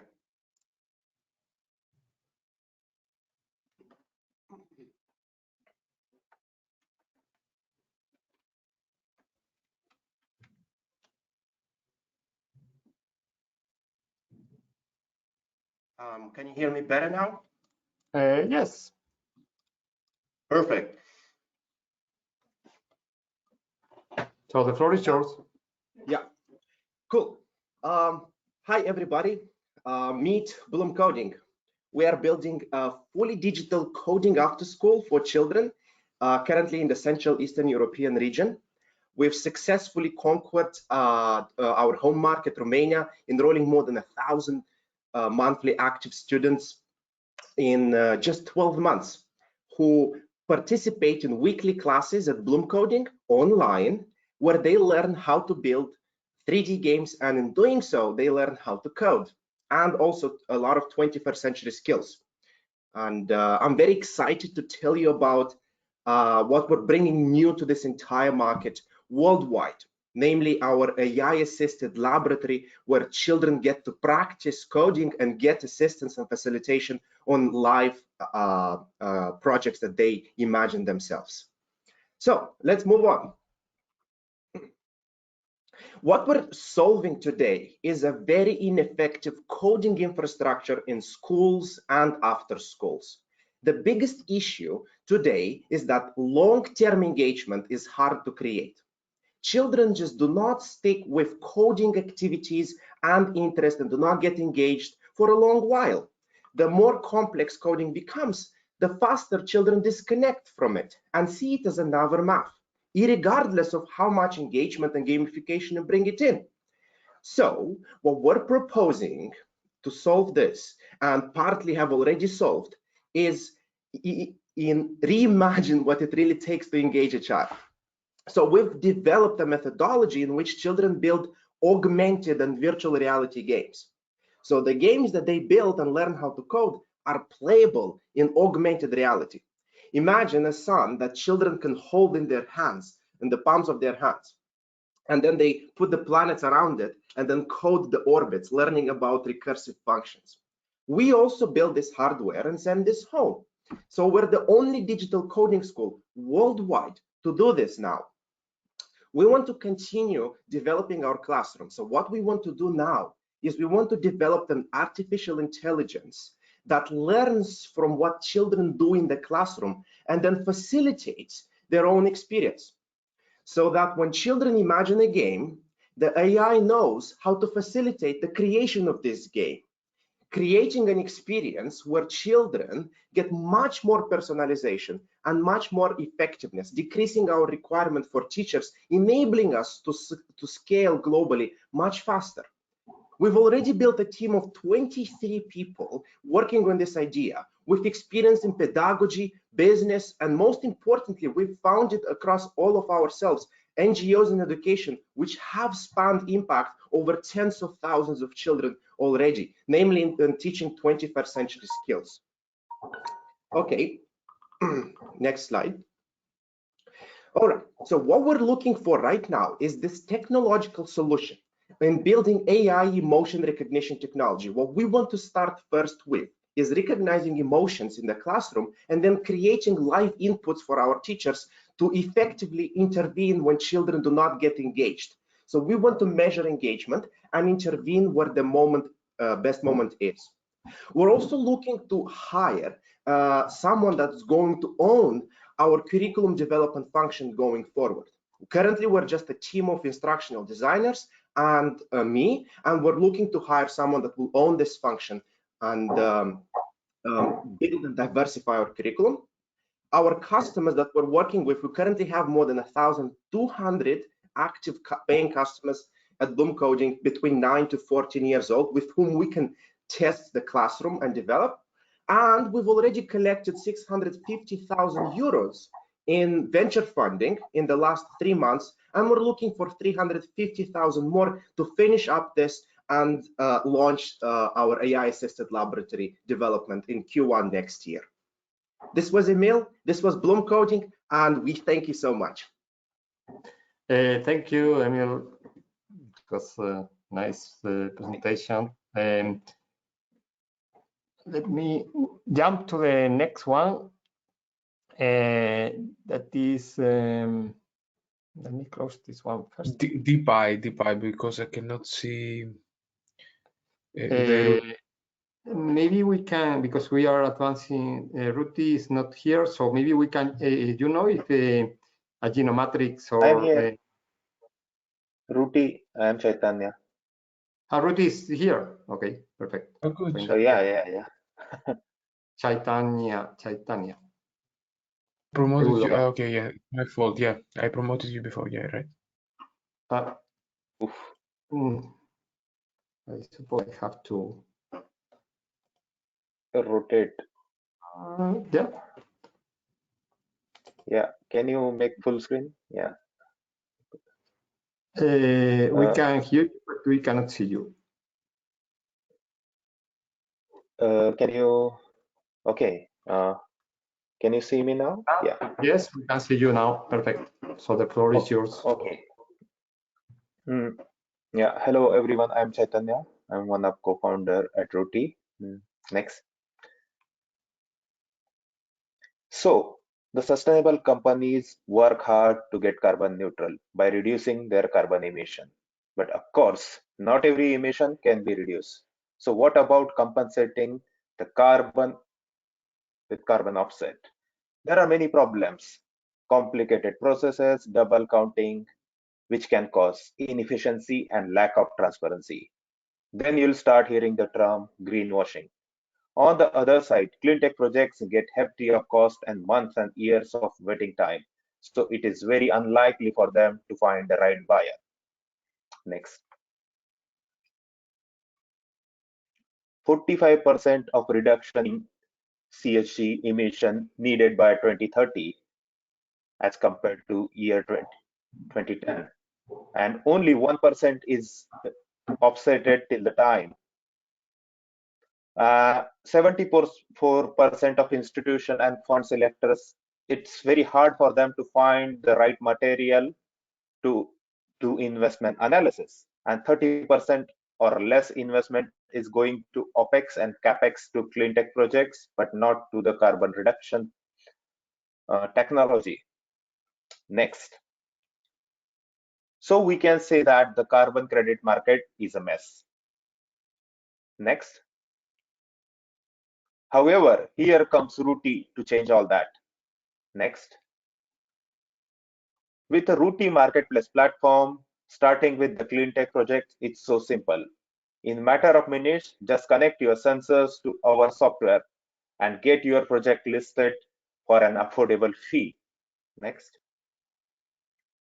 The companies, those want to reduce their carbon reduction, they can filter out projects to fit their ESG target, track and showcase their sustainable investment each hour at each location. Next. By ensuring trust and fairness for every player, with each transaction recorded on public distributed ledger. Next. This will make sure to calculate data accurately in complete transparent way, and that will be the win-win situation for companies, customers, and project buyers. Next. By simplifying the whole process and reducing the middleman, we can have a multiple revenue stream while keeping it affordable for everyone. Next. This is our business model. We are going to charge a commission fee per transaction for the big corporates and a minimum project listing fees for the clean tech projects, those who want to list out on our platform. Next. The market is booming with a potential to grow up to 50 billion in 10 years. We are ensuring success by focusing on renewable and carbon reduction technology. Next. We base our competitive advantage on getting clean tech project on board with seamless process, with quality, without compromising quality. Next. We have a strong team with a background in energy, computer science, business, and economics to get it done. We have a common passion for sustainability. Next. We are building a minimum viable product currently and having our test with early adopters. Then by getting the right partnership, we can scale globally to multinational corporates as our main customer. So here we are looking, for the moment, we are looking for early adopters, companies. For example, they want to test and they want to improve their carbon reduction technologies, and they want to be more sustainable. So we can provide them some clean tech projects, and with our early adoption technology and our sensors, we want to integrate those with some companies. Along with that, we are looking for some investment to do our early analysis. As we have backbone ready with programming, our platform is getting ready. We have all the calculations and pipeline set up. For that, we need some. We are looking for some new engineers to hire. For example, full stack developer, some IoT engineers. Next. So at Ruti, we are building a transparent system to connect every sustainability project in European Union to ensure a green future. We are growing. It's a time to get part of this wonderful journey to protect our planet. Okay, thank you very much, Chaitanya. I think I have pronounced well. Yeah. So now we have the next one, Nadine Pfeiffer. She told that she couldn't join. So the next one, we are advancing, is DPI, Elena Facco. Here, I try to activate the camera. Chaitanya, can you close your camera? Elena. Here I am. Hello. Let me open your DPI. Have you sent a new one or no? Yes, I was the one sending the PDF version. When did you send this morning? Or yesterday night? I think I see something. Yeah, this morning, but I don't think he had time to update it. Matrix. No, let me. I just hope it's nicely formatted, and in any case, let me check if I can send the new one.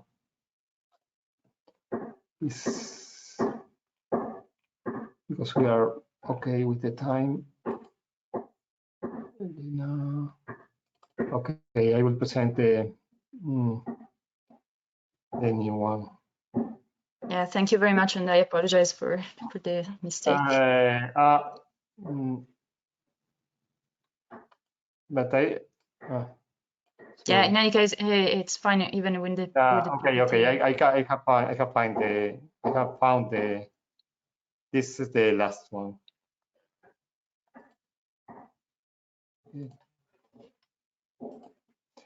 Okay, can you see it?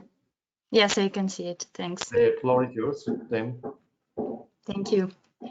So, hello everybody, I'm Elena Facco from Machine Learning Reply, and today I'm happy to present DPI, that is a tool to empower visually impaired people. Okay, please, Antonio, go to the next slide. About the business pain, right now, according to the World Health Organization, there are 2.2 billion people that have a near or distant visual impairment. And this is getting worse since the population is aging, especially in the industrialized nations.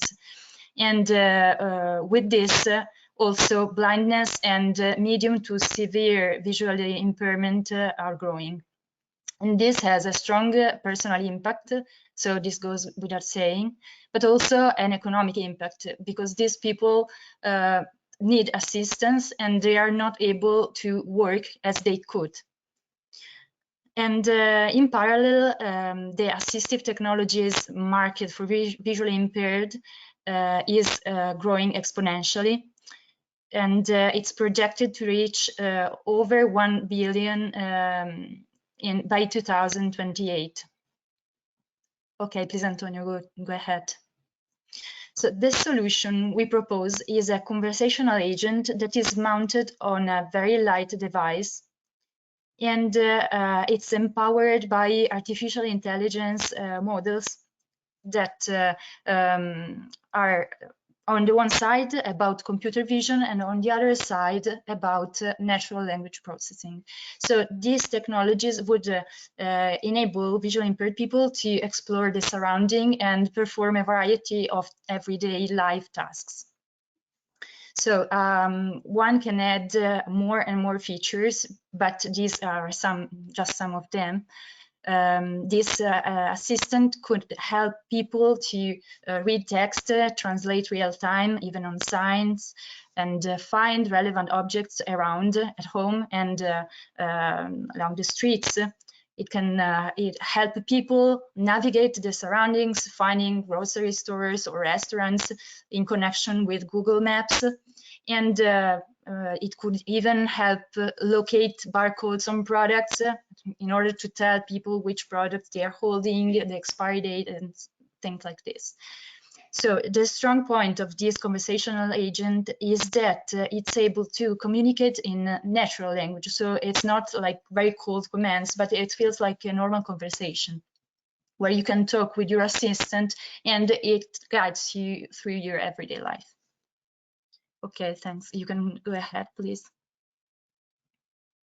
So as for the team, we, Machine Learning Reply, would be the technology provider for the AI models, since we have a strong expertise in the development of artificial intelligence models, both in natural language and in computer vision. And we are looking for a technology partner to develop the hardware. So basically, it has to be some light device with the earphones, so the person can communicate with the assistant in like a very easy and not like invasive way. And we are also looking for optionally a partner that could possibly be a candidate first customer, but that has somehow a connection with the world of blindness. So he could somehow test our models and give us suggestions to develop a better product. And as for the output type, we are looking for a venture creation. And that's all. Here you see my email, e.faco@reply.it, and please contact us if you're interested in our project. Thank you, everybody, and Antonio. Okay, thank you, Elena. So, sometimes I close my microphone because the network is hitting with a hammer the walls or something like that. So we are we divide. Close this one. Close this one. And we advance on the time. The next one is Pablo Urcade. He plays Gres. Are you there, Pablo? Yes, you hear me? Yes, we can hear you. Okay, I am here. We cannot see you. You can connect your camera.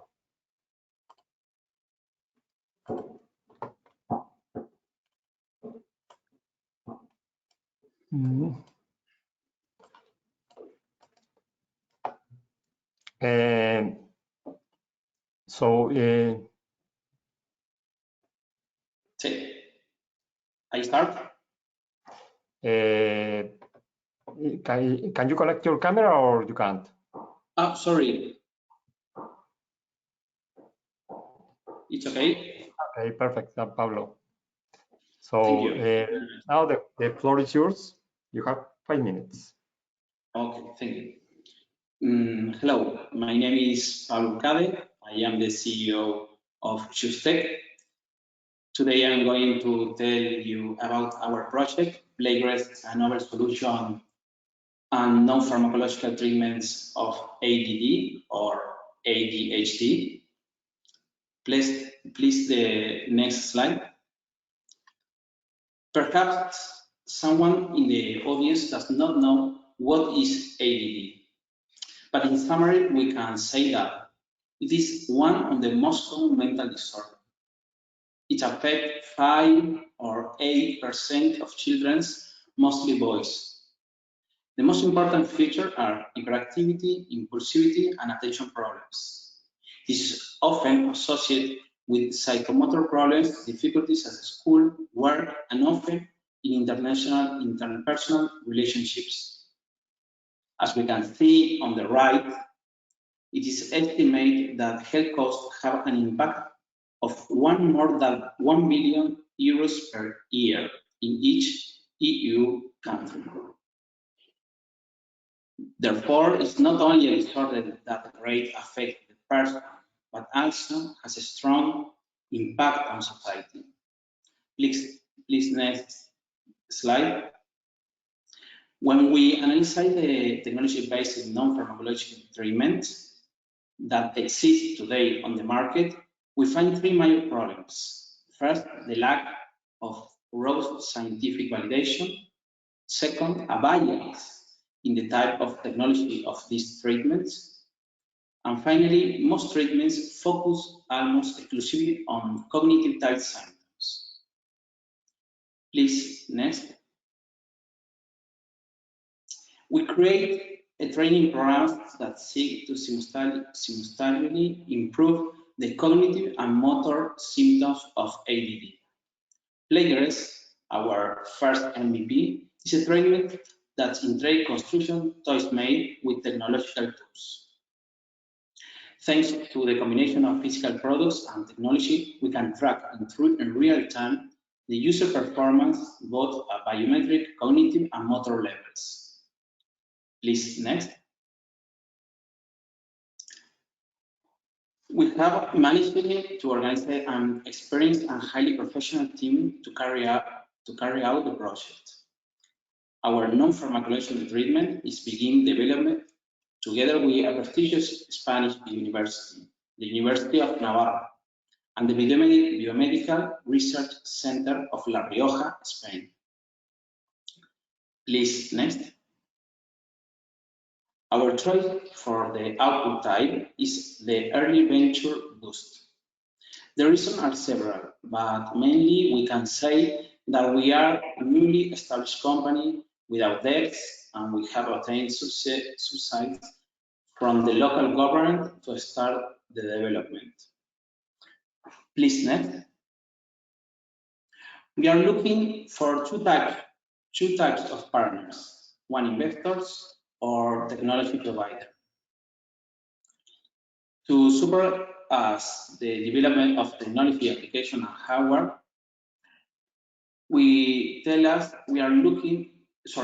currently our MVP is a tier 4, and we want together with a future partner to be able to reach tier L8 in 6 months. As we can see in the slide, we have designed the technology development in 2 phases. Therefore, we need a partner who is not only experienced in software development, but also in hardware. Next, please. We have raised in the last 6 months about 100 euros thanks to our share capital. We are looking for an investor or several who want to join our company and who can finance the development of the first 2 technological phases to obtain a product market fit. The completion of the technological development of our solution, plus the scientific validation processes, personal expense, and the product launch are 500,000 euros over 3 years. Thank you very much for your time. Please contact me anytime. Thank you. Okay, thank you, Pablo. It was perfect fit with the time.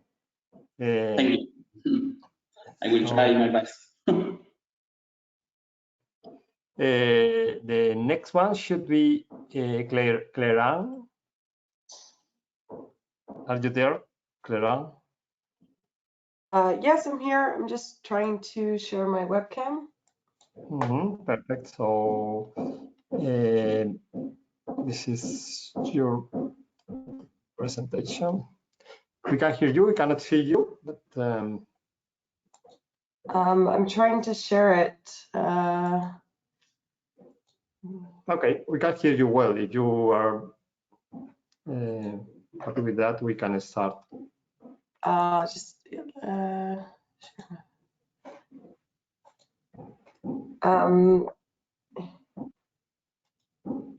not sure. Okay, maybe I'll just pitch with audio. Okay, we can stay with the audio. Okay. Okay, then I'll start. So, hi there, my name is Claire-Anne and I'm the CEO and founder of eMoody. Next slide.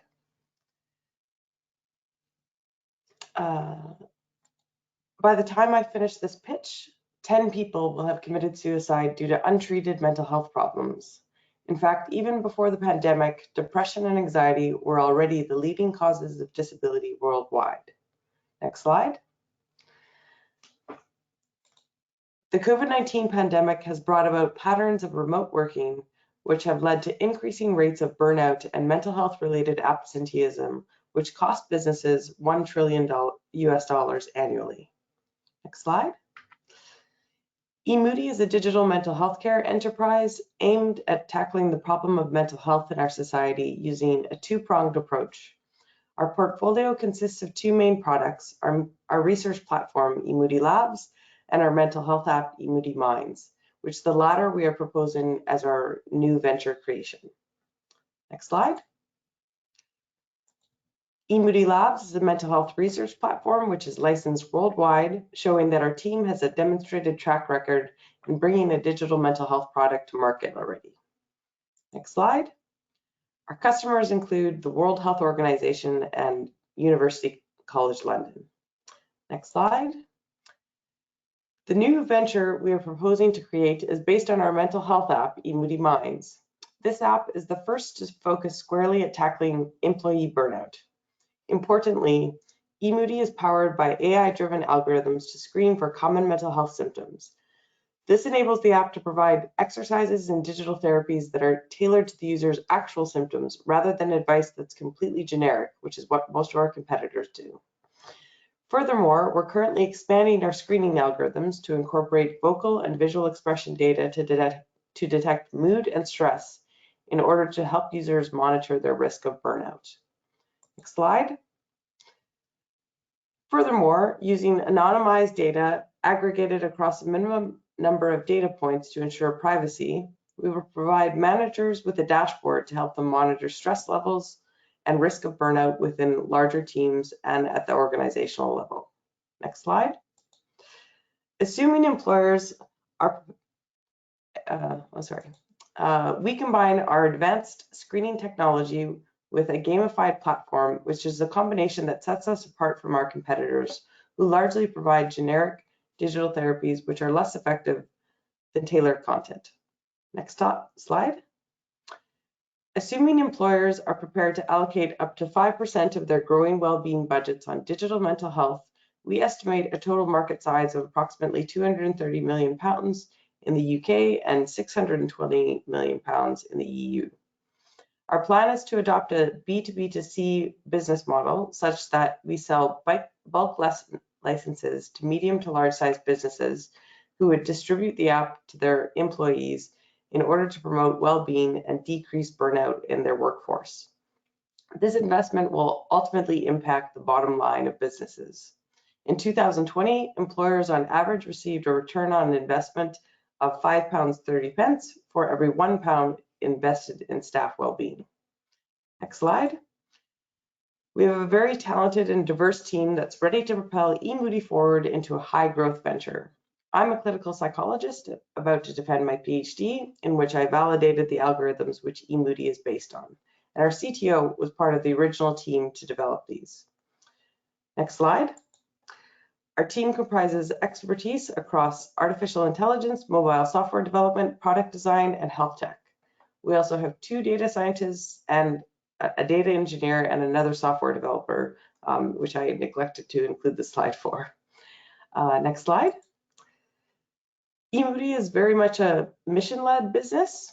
Our intention is to make an equally large impact in the charity sector, where we'll be able to make available our clinical tools at pro bono rates for organizations that need them but are already operating on their margins. Thus, businesses and corporations who use eMoody will automatically be helping to rebuild communities in the post-COVID world. Next slide. Our main goal is to find a partner that would act as our lead customer. We're looking for medium to large size businesses in the EU who would be willing to help us conduct commercial trials of the product in their organization at offices that primarily are English speaking. During the commercial trials, we would obtain feedback on the app from employees to implement before our official commercial release. We would also potentially be looking for input from managers and HR prior to the trial to ensure the product is fit for purpose. In addition, we're looking for technology partners either in the commercial, health tech, or research sectors, particularly those with expertise in AI focused on emotion recognition and vocal analytics. Next slide. Thank you very much, and please get in touch.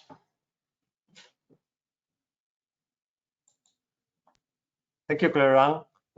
I need now to open this one, and then we should go to the next one, that is Fanny Boria Existo. Let me put in full screen. Hello, Fanny. Hello. The floor is yours. Thanks so much, Antonio. Hi, everybody. I'm Fanny Boria. I'm the head of operation of Existo, which is an health tech company which develops technologies and innovative solutions for disability. Please go ahead, Antonio. Our market is directly addressing the physical disability that is a very big niche of our population that causes failure on meet the basic need of people to play in activities during their daily living, such as eating, dressing, or washing.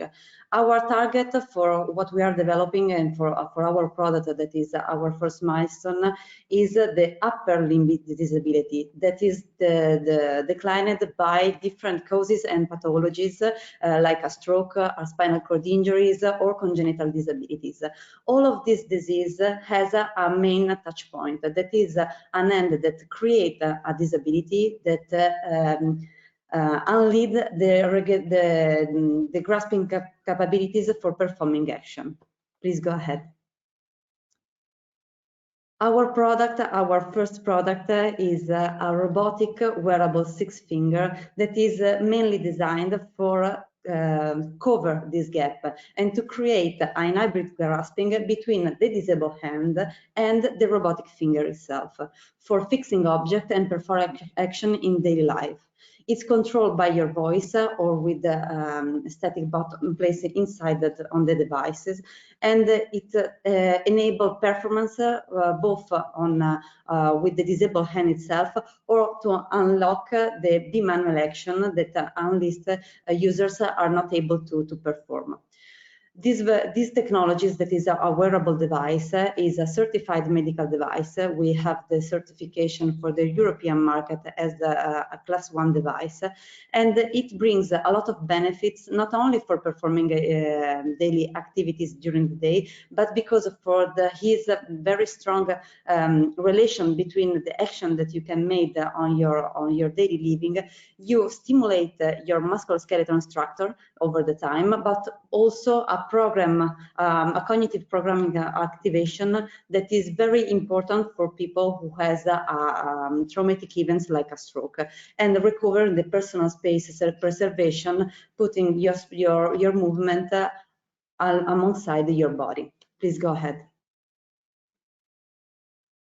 Our device could be used in all the process that a person with a traumatic event must pass through, because it's useful for daily living, because you can solve missing hand function. But most of all, most important is to use it in the first phases of the stage of the pathology, because you can use the Existo for recover motor and cognitive functionality. In fact, actually, we have our device placed in several clinics in our country, in Italy, for using with patients, both for physiotherapy, but also for occupational therapy, for passing through, for learn and for teach and learn to users how to regain their functionality. Our purpose is to move over from clinics to home, also for the therapy, pushing the technology for create a continuum of care of the therapy, also on the home for the patient. This is the point that we are proposing for this pitch, because we want to create a therapy with Existo for create a connection between patient and clinics everywhere and anytime. Please go ahead. Actually, we have two assets. We have a device and we have a user application where patient, where they use at home the device, can use as a tutorial for training and to learn how much better use the device. Our proposal is to move forward and create specific therapies exercises designed with Existo for perform therapies autonomously at home by patient. Most important is to create a connection between the patients that are at home and the people and the therapists who are in the clinics. So create a platform where can collect data already on board on the devices and translate it into performance to track the use of the device during the therapies solved at home. Please go ahead. We are a very small team because we are two of us that follow the project and the entrepreneurial project of the company, but we are supported with a very big partner that is the Enovia Group, which give us a support both for industrial and also for financial support for following all the activities. In fact, all the device and all the business model was created internally by our own, with the support of our holding company. Being inside on the medical market. Oh, okay, sorry, I didn't catch the ringing phone. Okay, so we are looking. No, because I closed my microphone now. Finish. Sorry. Do you have any more that especially what you are looking for? Yeah, for this scope, we would like to proceed with the concept of the platform and the user of the digital therapy. So we are looking for clinical provider, but also for software provider and investor for move on our research. Thanks so much. Thank you very much. This is I have to close my microphone because I have works close. So next one is Alicia Simeon Spetano. Are you there? I don't see Simeon, so Don't you see Simeon? You don't see him? Please. No? No, Rod. From Safe City, I think it's. In that case, No. Yeah. Well, Rob is not here. No, I think he no, he is. Simeon or Rob? No.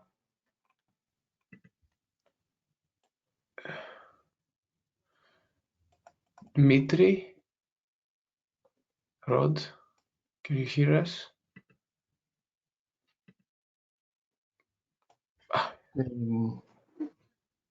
This Rob, Dmitry, Rob. Maybe he's not available now. So No, I don't think so. Adriano. In that case, we are advancing now. Yeah, Dimitri is there. Yeah, Hi. but this is empty.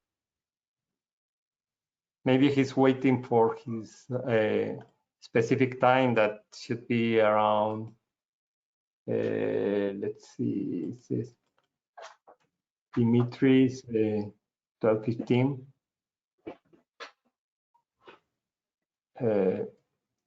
Dimitri, are you there? I think Adriano. Adriano, we can jump. Yeah, Adriano? sure. Perfect. Can you hear me? Can you see me? Perfect. Yes. So let me open remark queue. Okay, perfect. This is our pitch, right? Shall we start? Okay. Good morning, everybody. Good morning, everybody. Thank you for being here today. Here is Adriano speaking. We'd like to introduce you Remark, the automated way to trade crypto derivatives. Next slide, please. Today, what's happening in regulated banks is that traders are using a bunch of different platforms to constantly monitor the markets and execute trades in an automated fashion and at huge speeds. Next slide. Instead, institutional investors in crypto for derivatives such as Ethereum or Bitcoin futures and options, they have traders who have to manually use Telegram bots and on top execute the trade on another exchange. It's clear that this implies manual work and a lot of missed opportunities on the markets due to this slowness. Next slide, please.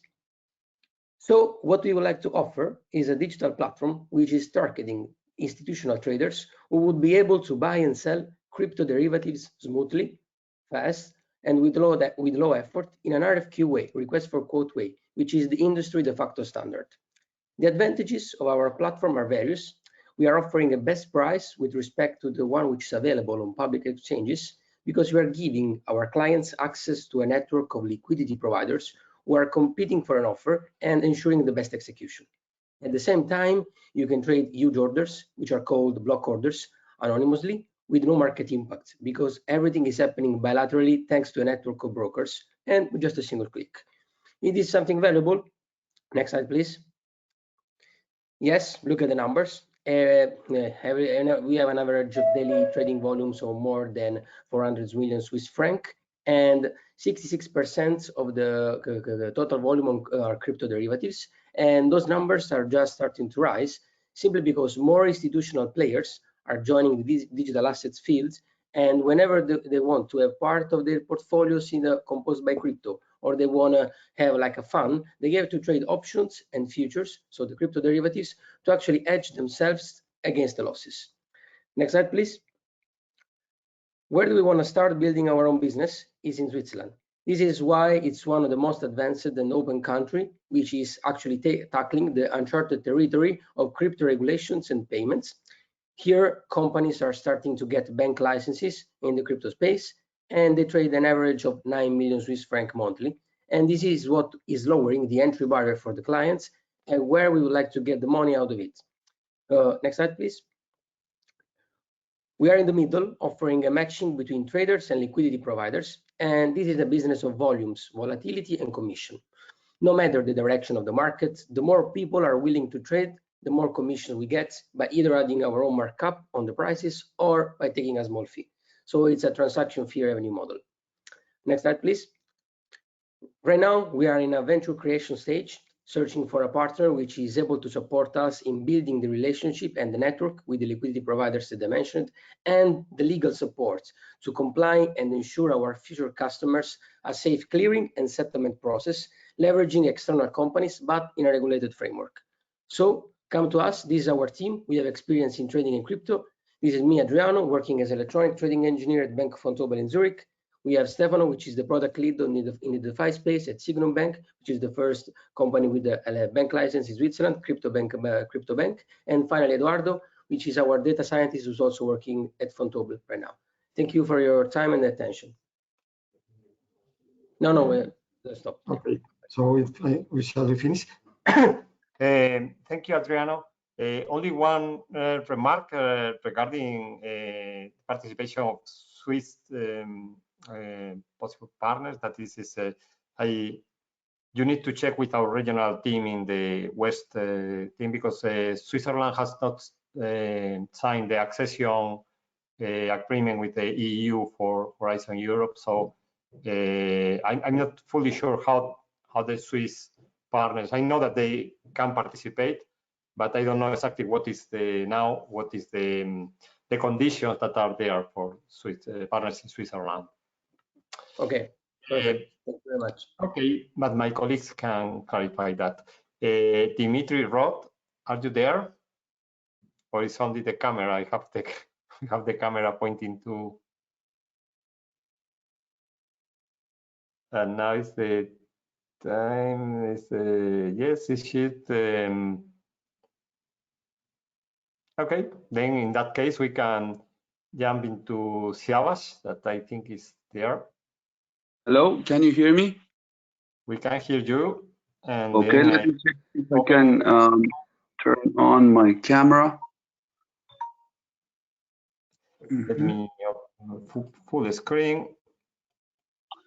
So apparently, since I'm on the phone, I'm unable to turn on my camera, but then again, I can start.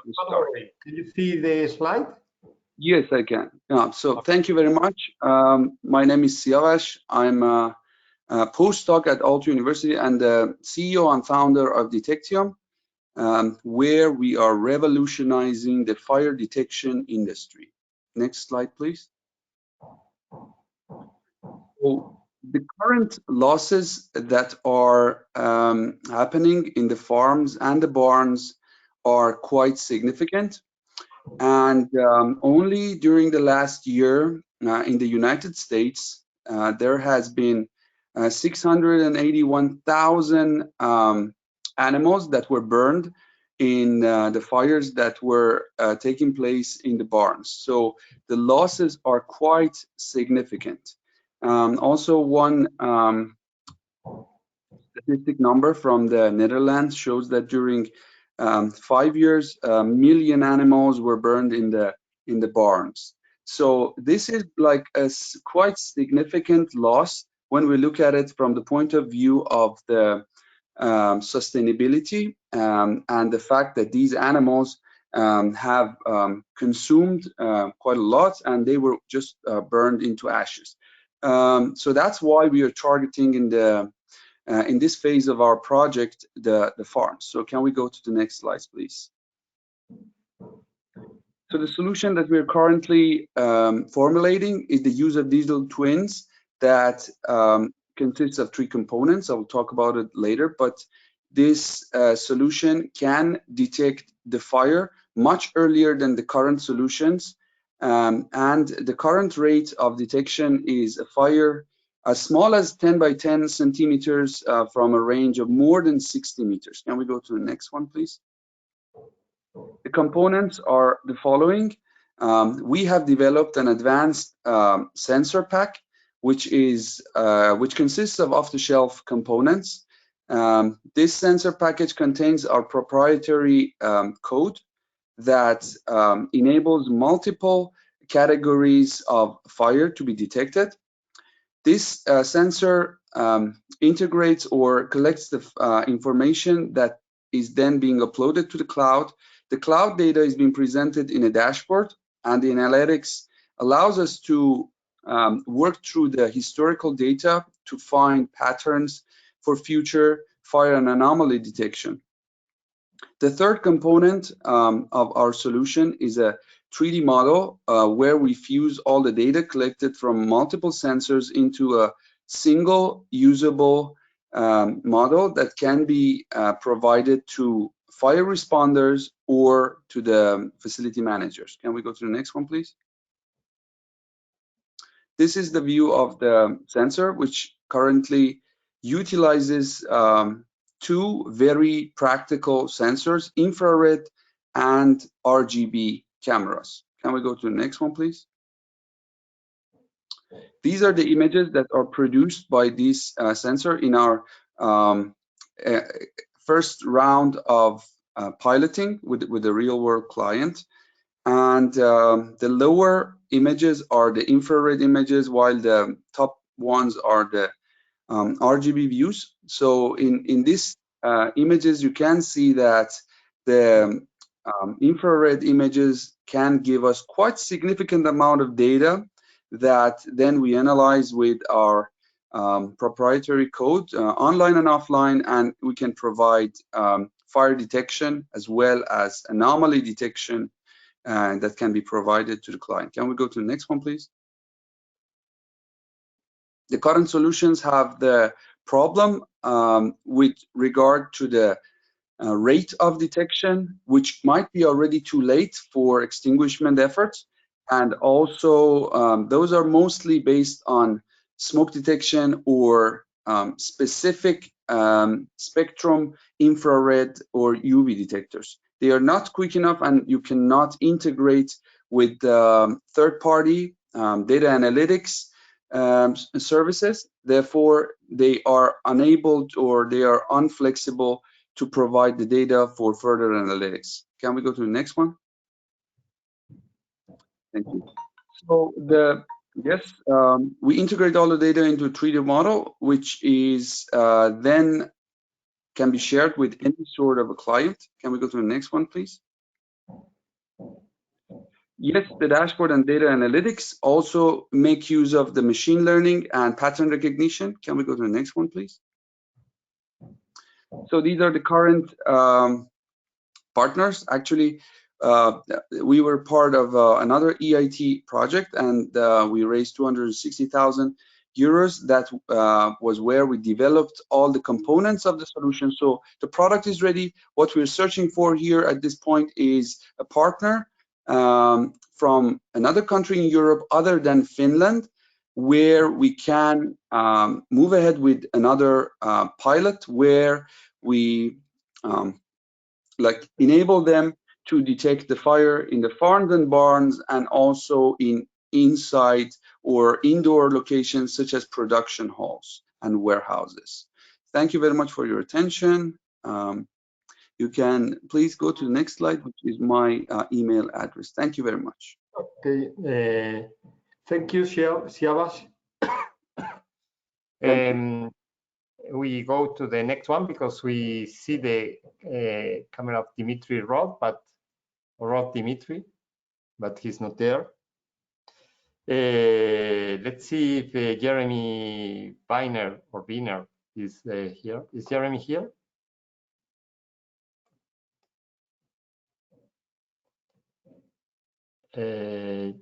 Jeremy, are you there?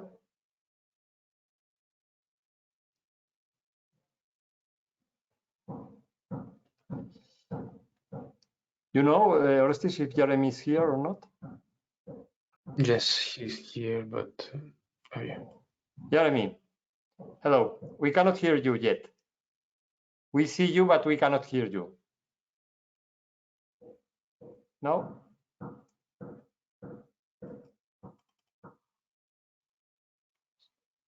No, something happened with the microphone. Let's see if we see something. Can you hear me now? Yes, yes. Now we can hear you. Thank you. Is it possible to go, full screen? Yeah. Yes, I will put in full screen. Thanks so much. Thank you. Yes, I'm Jeremy, founder of Morphic Technology, and I'll be presenting Join to make it easier for people doing various activities, as I'll explain. Next slide, please. So it turns out I'm one of many people who find themselves doing outdoor activities like skiing, cycling, climbing, canoeing, and we often, in groups, but we often get separated. and it's very difficult to communicate with each other, particularly when you're wearing cumbersome kit like gloves or trying to hold on to bike handlebars or climbing. And it also turns out that many people in these scenarios already have wireless Bluetooth headsets, like these sorts of ones where you have, your ears open to the environment. Next slide, please. So we created Join, a smartphone app and wireless button that you can tap and speak to everybody in your group instantaneously, or double tap, say the names of individuals and speak with them instead. It's very easy to just slot into a pocket, tap it on your arm when you're skiing, and there's other ways of adhering it to your kit through a strapping system, such as your handlebars of your bike and your ski poles. Next slide, please. Ooh. So it's just all configured in a group in advance, and you on the app, and you put the smartphone away somewhere safe in a bag, and it just all is operated by the touch of the button and using your headset. On this diagram, we can see we're using the customer's favorite headset, the button at the top. We connect it, even if you just got a little bit of internet, it still works well. It's just audio. But we will also be introducing a third component, which is, again, via Bluetooth, connects to the phone to allow us to bridge cellular black spots. So even when there's no mobile reception, we can work it in the phase 2. Next slide, please. So it's suitable for a broad range of activities, as I was saying, not just adventure sports, but also tour guides, or even hospitality, or, for example, if you're at an event, and you want to, and you're taking tickets, you can communicate with other ticket staff members. If you're in a group at a festival, or even indeed a waitering team at restaurants and hotels where they can communicate with staff instantaneously. So next slide, please. So we're looking to partner with a customer in the European Union who may fall into any of these categories or other. So you could be a tour guide, you might have a business organizing tours or adventure activities or ski schools, or anything else where you think instantaneous group communication would be useful. And we'd like to create an organization together to commercialize Join, both in your industry but other industries as well, preferably for this round. Next slide, please. So you can contact, and I think the last slide, I updated the slides, but my email address should be, if you scroll down a bit more to the other slide, one bit more, all the way down to the bottom, the last slide. All right. Bottom slide. I will change that with your email. Yeah. Carry on. Yeah. Oh yeah. One more. In the last after that. We won various awards in Scotland from Scottish Enterprise. We won Scottish Edge funding, and we are building the products as we speak, and we expect to release it to our partner customer in January. And you can contact me by the email on screen, which is jeremy@morphictechnology.com, with any questions or just a conversation if you're interested. Thank you. Perfect, Jeremy. Thank you very much. And you have been very aligned with the schedule. So thank you. So we Antonio, Simeon Fretano. Now he's available. We had his. Okay, Simeon. Do you want to present now, Simeon? Yeah, sure. Thanks.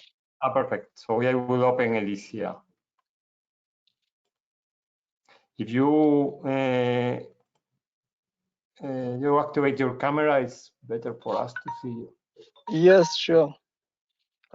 Just a second. I'm in my car because share my webcam. Can you see it now? Hello. Yeah, but you are in the car. Nice. Okay. Perfect. Go ahead. Okay. So my name is Simeon from high performance creators, and let me introduce the proposal called Elysia. The name is taken from an animal who is capable to collect solar energy. And it's about energy harvesting IoT devices for smart building solutions. Next slide, please. So the problem is that most of the devices are battery powered, so the need of regular replacement become a big problem, and with high maintenance and high maintenance cost and negative climate impact. So our solution is to provide low energy devices for smart buildings that are suitable for energy harvesting. Devices could operate forever without battery, and that reduces the total cost of ownership and is environmental friendly. Our team consists of highly professional specialists in embedded system communications, web programming, data analysis, etc. We're looking for we already have established a company, so we're looking for this venture-based option, and looking for what kind of partners, producers of sensors of energy harvesting solution, because here it's appropriate to specify that we produce devices, smart devices, but not sensors. So the sensors are connected to our devices, and then the data is processed and sent to web platform, cloud, whatever. And also providers for energy energy solutions and integrators. So someone who is using that. Well, we're mostly looking for funding, but also partner experts in specific technologies, and also business developers. What kind of customers we expecting? It's about there are vendors and integrators of IoT solutions in areas such as smart building, manufacturers, agriculture, etc. There already some investment into the project, and we also have income from our customers, and we'd like to build a complete solution with let's say full set of sensors. Means that it will cover most of the requirements, most of the needs of the customers, and basic platform for data processing. So thank you for your attention. Okay, thank you, Simeon. I think it's clear what you are producing, and in our ecosystem, maybe someone that needs this low energy sensor that can be contact with you. Thanks. I'll be glad. Thank you. So we go to the next one that we are covering now. Next one is Antonio. Yes. I think. Okay. Sorry. Continue. Adrian. No. Elena is not in the list. Elena is not here. It's Elena Maximovic, right? Yeah. Sorry, so yeah. Let's go next to. One, it would be Sunkian or Rod. Okay, I guess if Rod is available, yes. Otherwise, let's go to Sunkian. Okay. Not here. Yeah. Sunkian. Okay, hello everyone. Maybe my camera breaks down, so breaks out. Now so your camera is black. Can you hear me now? We can hear you. We couldn't before, but we I don't know what's wrong with this. Can't see you. Yeah. The camera is black. Okay. If that is not okay, so we can. Can I get started? Okay. So hello everyone, I'm Chunqiang from Aalto University. And today let me tell something about what we are doing now. So actually we are building a metaverse-based creator platform for students' campus life. Students are a large group accounting for around 10% of the total population, and the way students interact with each other hasn't changed much with advances in technology. Next slide, please. Oh yeah. So according to the survey, more than half of the students mentioned that they encounter various study and life problems on a daily basis. And the way they seek solutions continues to be through the use of social media and search engines.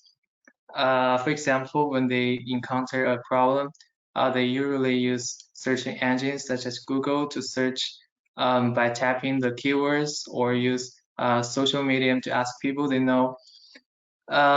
So many people think this market works very efficiently because they see the content pushed by Medium platform flooded with advertisements and recommendation algorithms, and think this is a problem that has already been solved. However, this is not the case. Students' problems are often diverse and closely related to life around them. And it is clear that there is not a good model that can really improve students' problem-solving efficiency. So just to summarize, as the two fingers show information barriers and fingerprinted information lock. Next slide, please. Oh yeah. As the figure shows that, so there are a lot of social media apps like Google, Facebook, WhatsApp, Telegram, etc.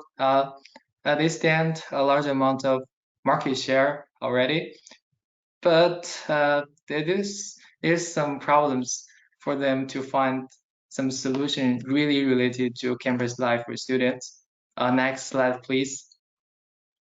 Okay, so basically all you have to do is entering into the student digital community, and we will then see an orderly arrangement of columns. Finally, we can find the contents or experience posted by other students to solve our own problems. Where the standard social media display is through the text and the images, we are not only compatible with them, but also allow users to submit and check digital works in an easy to use mode. So this is something we are doing right now. The diagram shows our solution where content creators are able to publish digital content to the community, which increases the exposure of the content creators based on the renting, etc. On the other hand, the community is able to normalize the content they're sharing and present it as a column to the content recipients, and provide a search engine for accurate finding.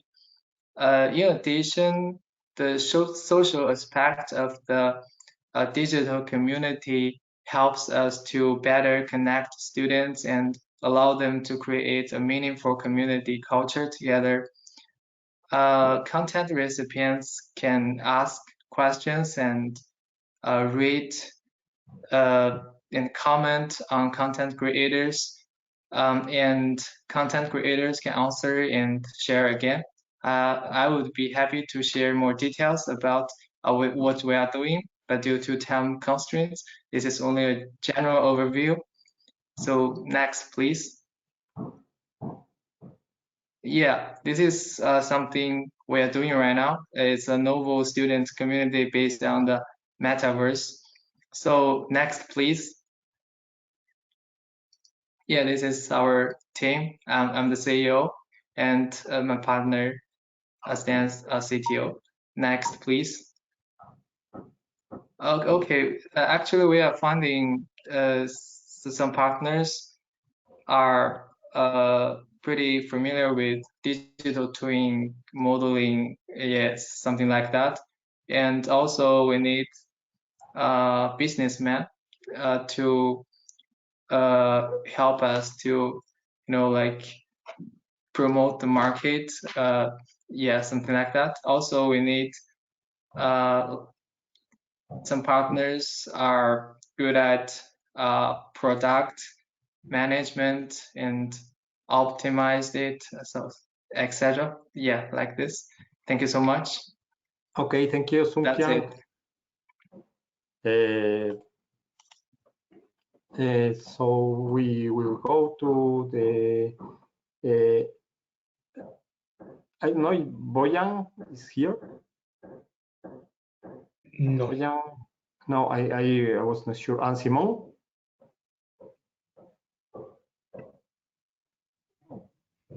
Simon Brigina? Yes, yes, she is. She's.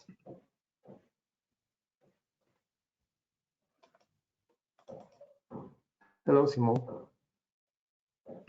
Let me present. Unmute. Hello? Can you hear me now? Yes, we can hear you, we can see you. Great. And you see me? The presentation on the screen. Okay, you have the control. Now I need to tell you click, no? To change the slide. Yes, yes, ask me when you want to. Okay. Good morning. Thank you everyone to inviting me to this event. I'm Simone Breghina, CEO and co-founder of Motoblockchain, the motorcycle digital identity platform. Click, please. We are in the second-hand motorcycle market where the asymmetry of information between the owner knows and the buyer doesn't know create a lack of trust during the sale process.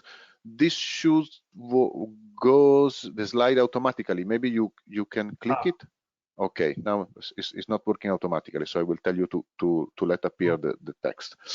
So we are in this case the buyer doesn't know and the owner own the information, the buyer cannot access this information. This is the asymmetry of information problem. The consequence is that the motorcycle has a low value in the used motorcycle market, as well as the modification and accessory value is very low because people cannot give the right value to the motorcycle, the accessory and the modification. Click the slide, please. So the first part of the solution is the motorcycle digital identity. We provide an historical database designed to collect any information related with the motorcycle life cycle. We back it with blockchain architecture designed to make data tamper-proof and to track ownership transfer.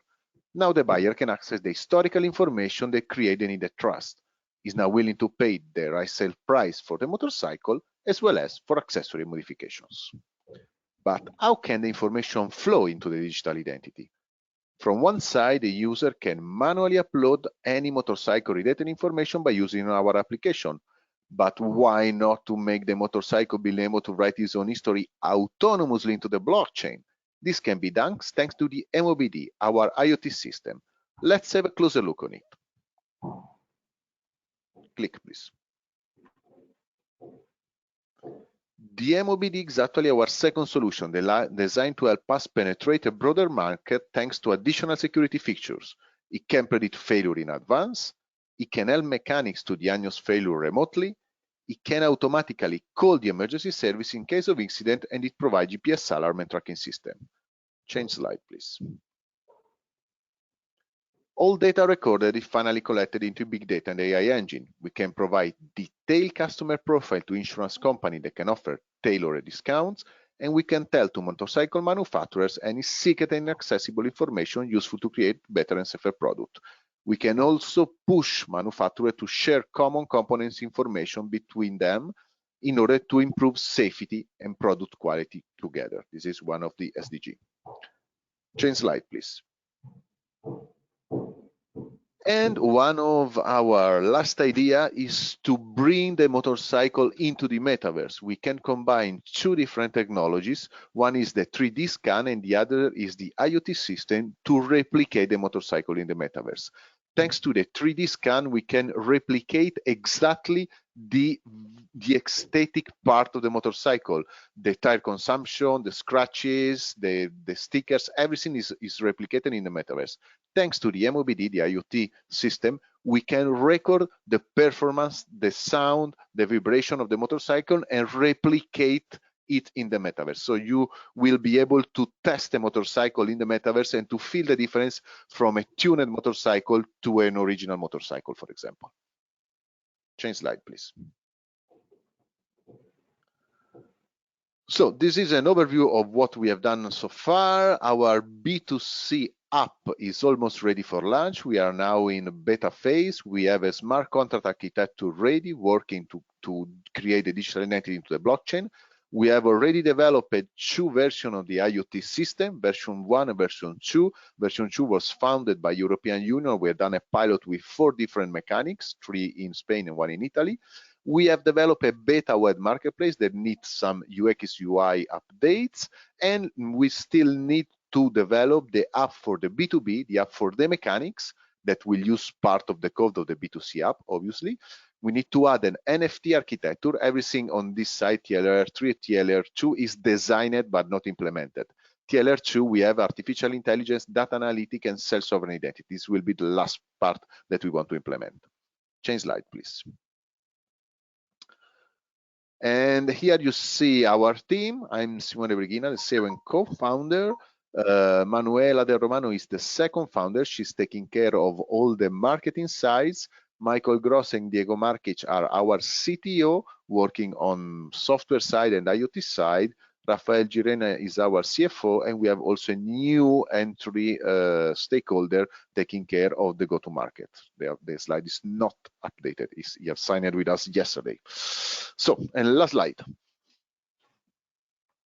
So what we are searching for, as you have seen, we have developed part of our architecture, but we are searching for a venture partner to help us in both sides.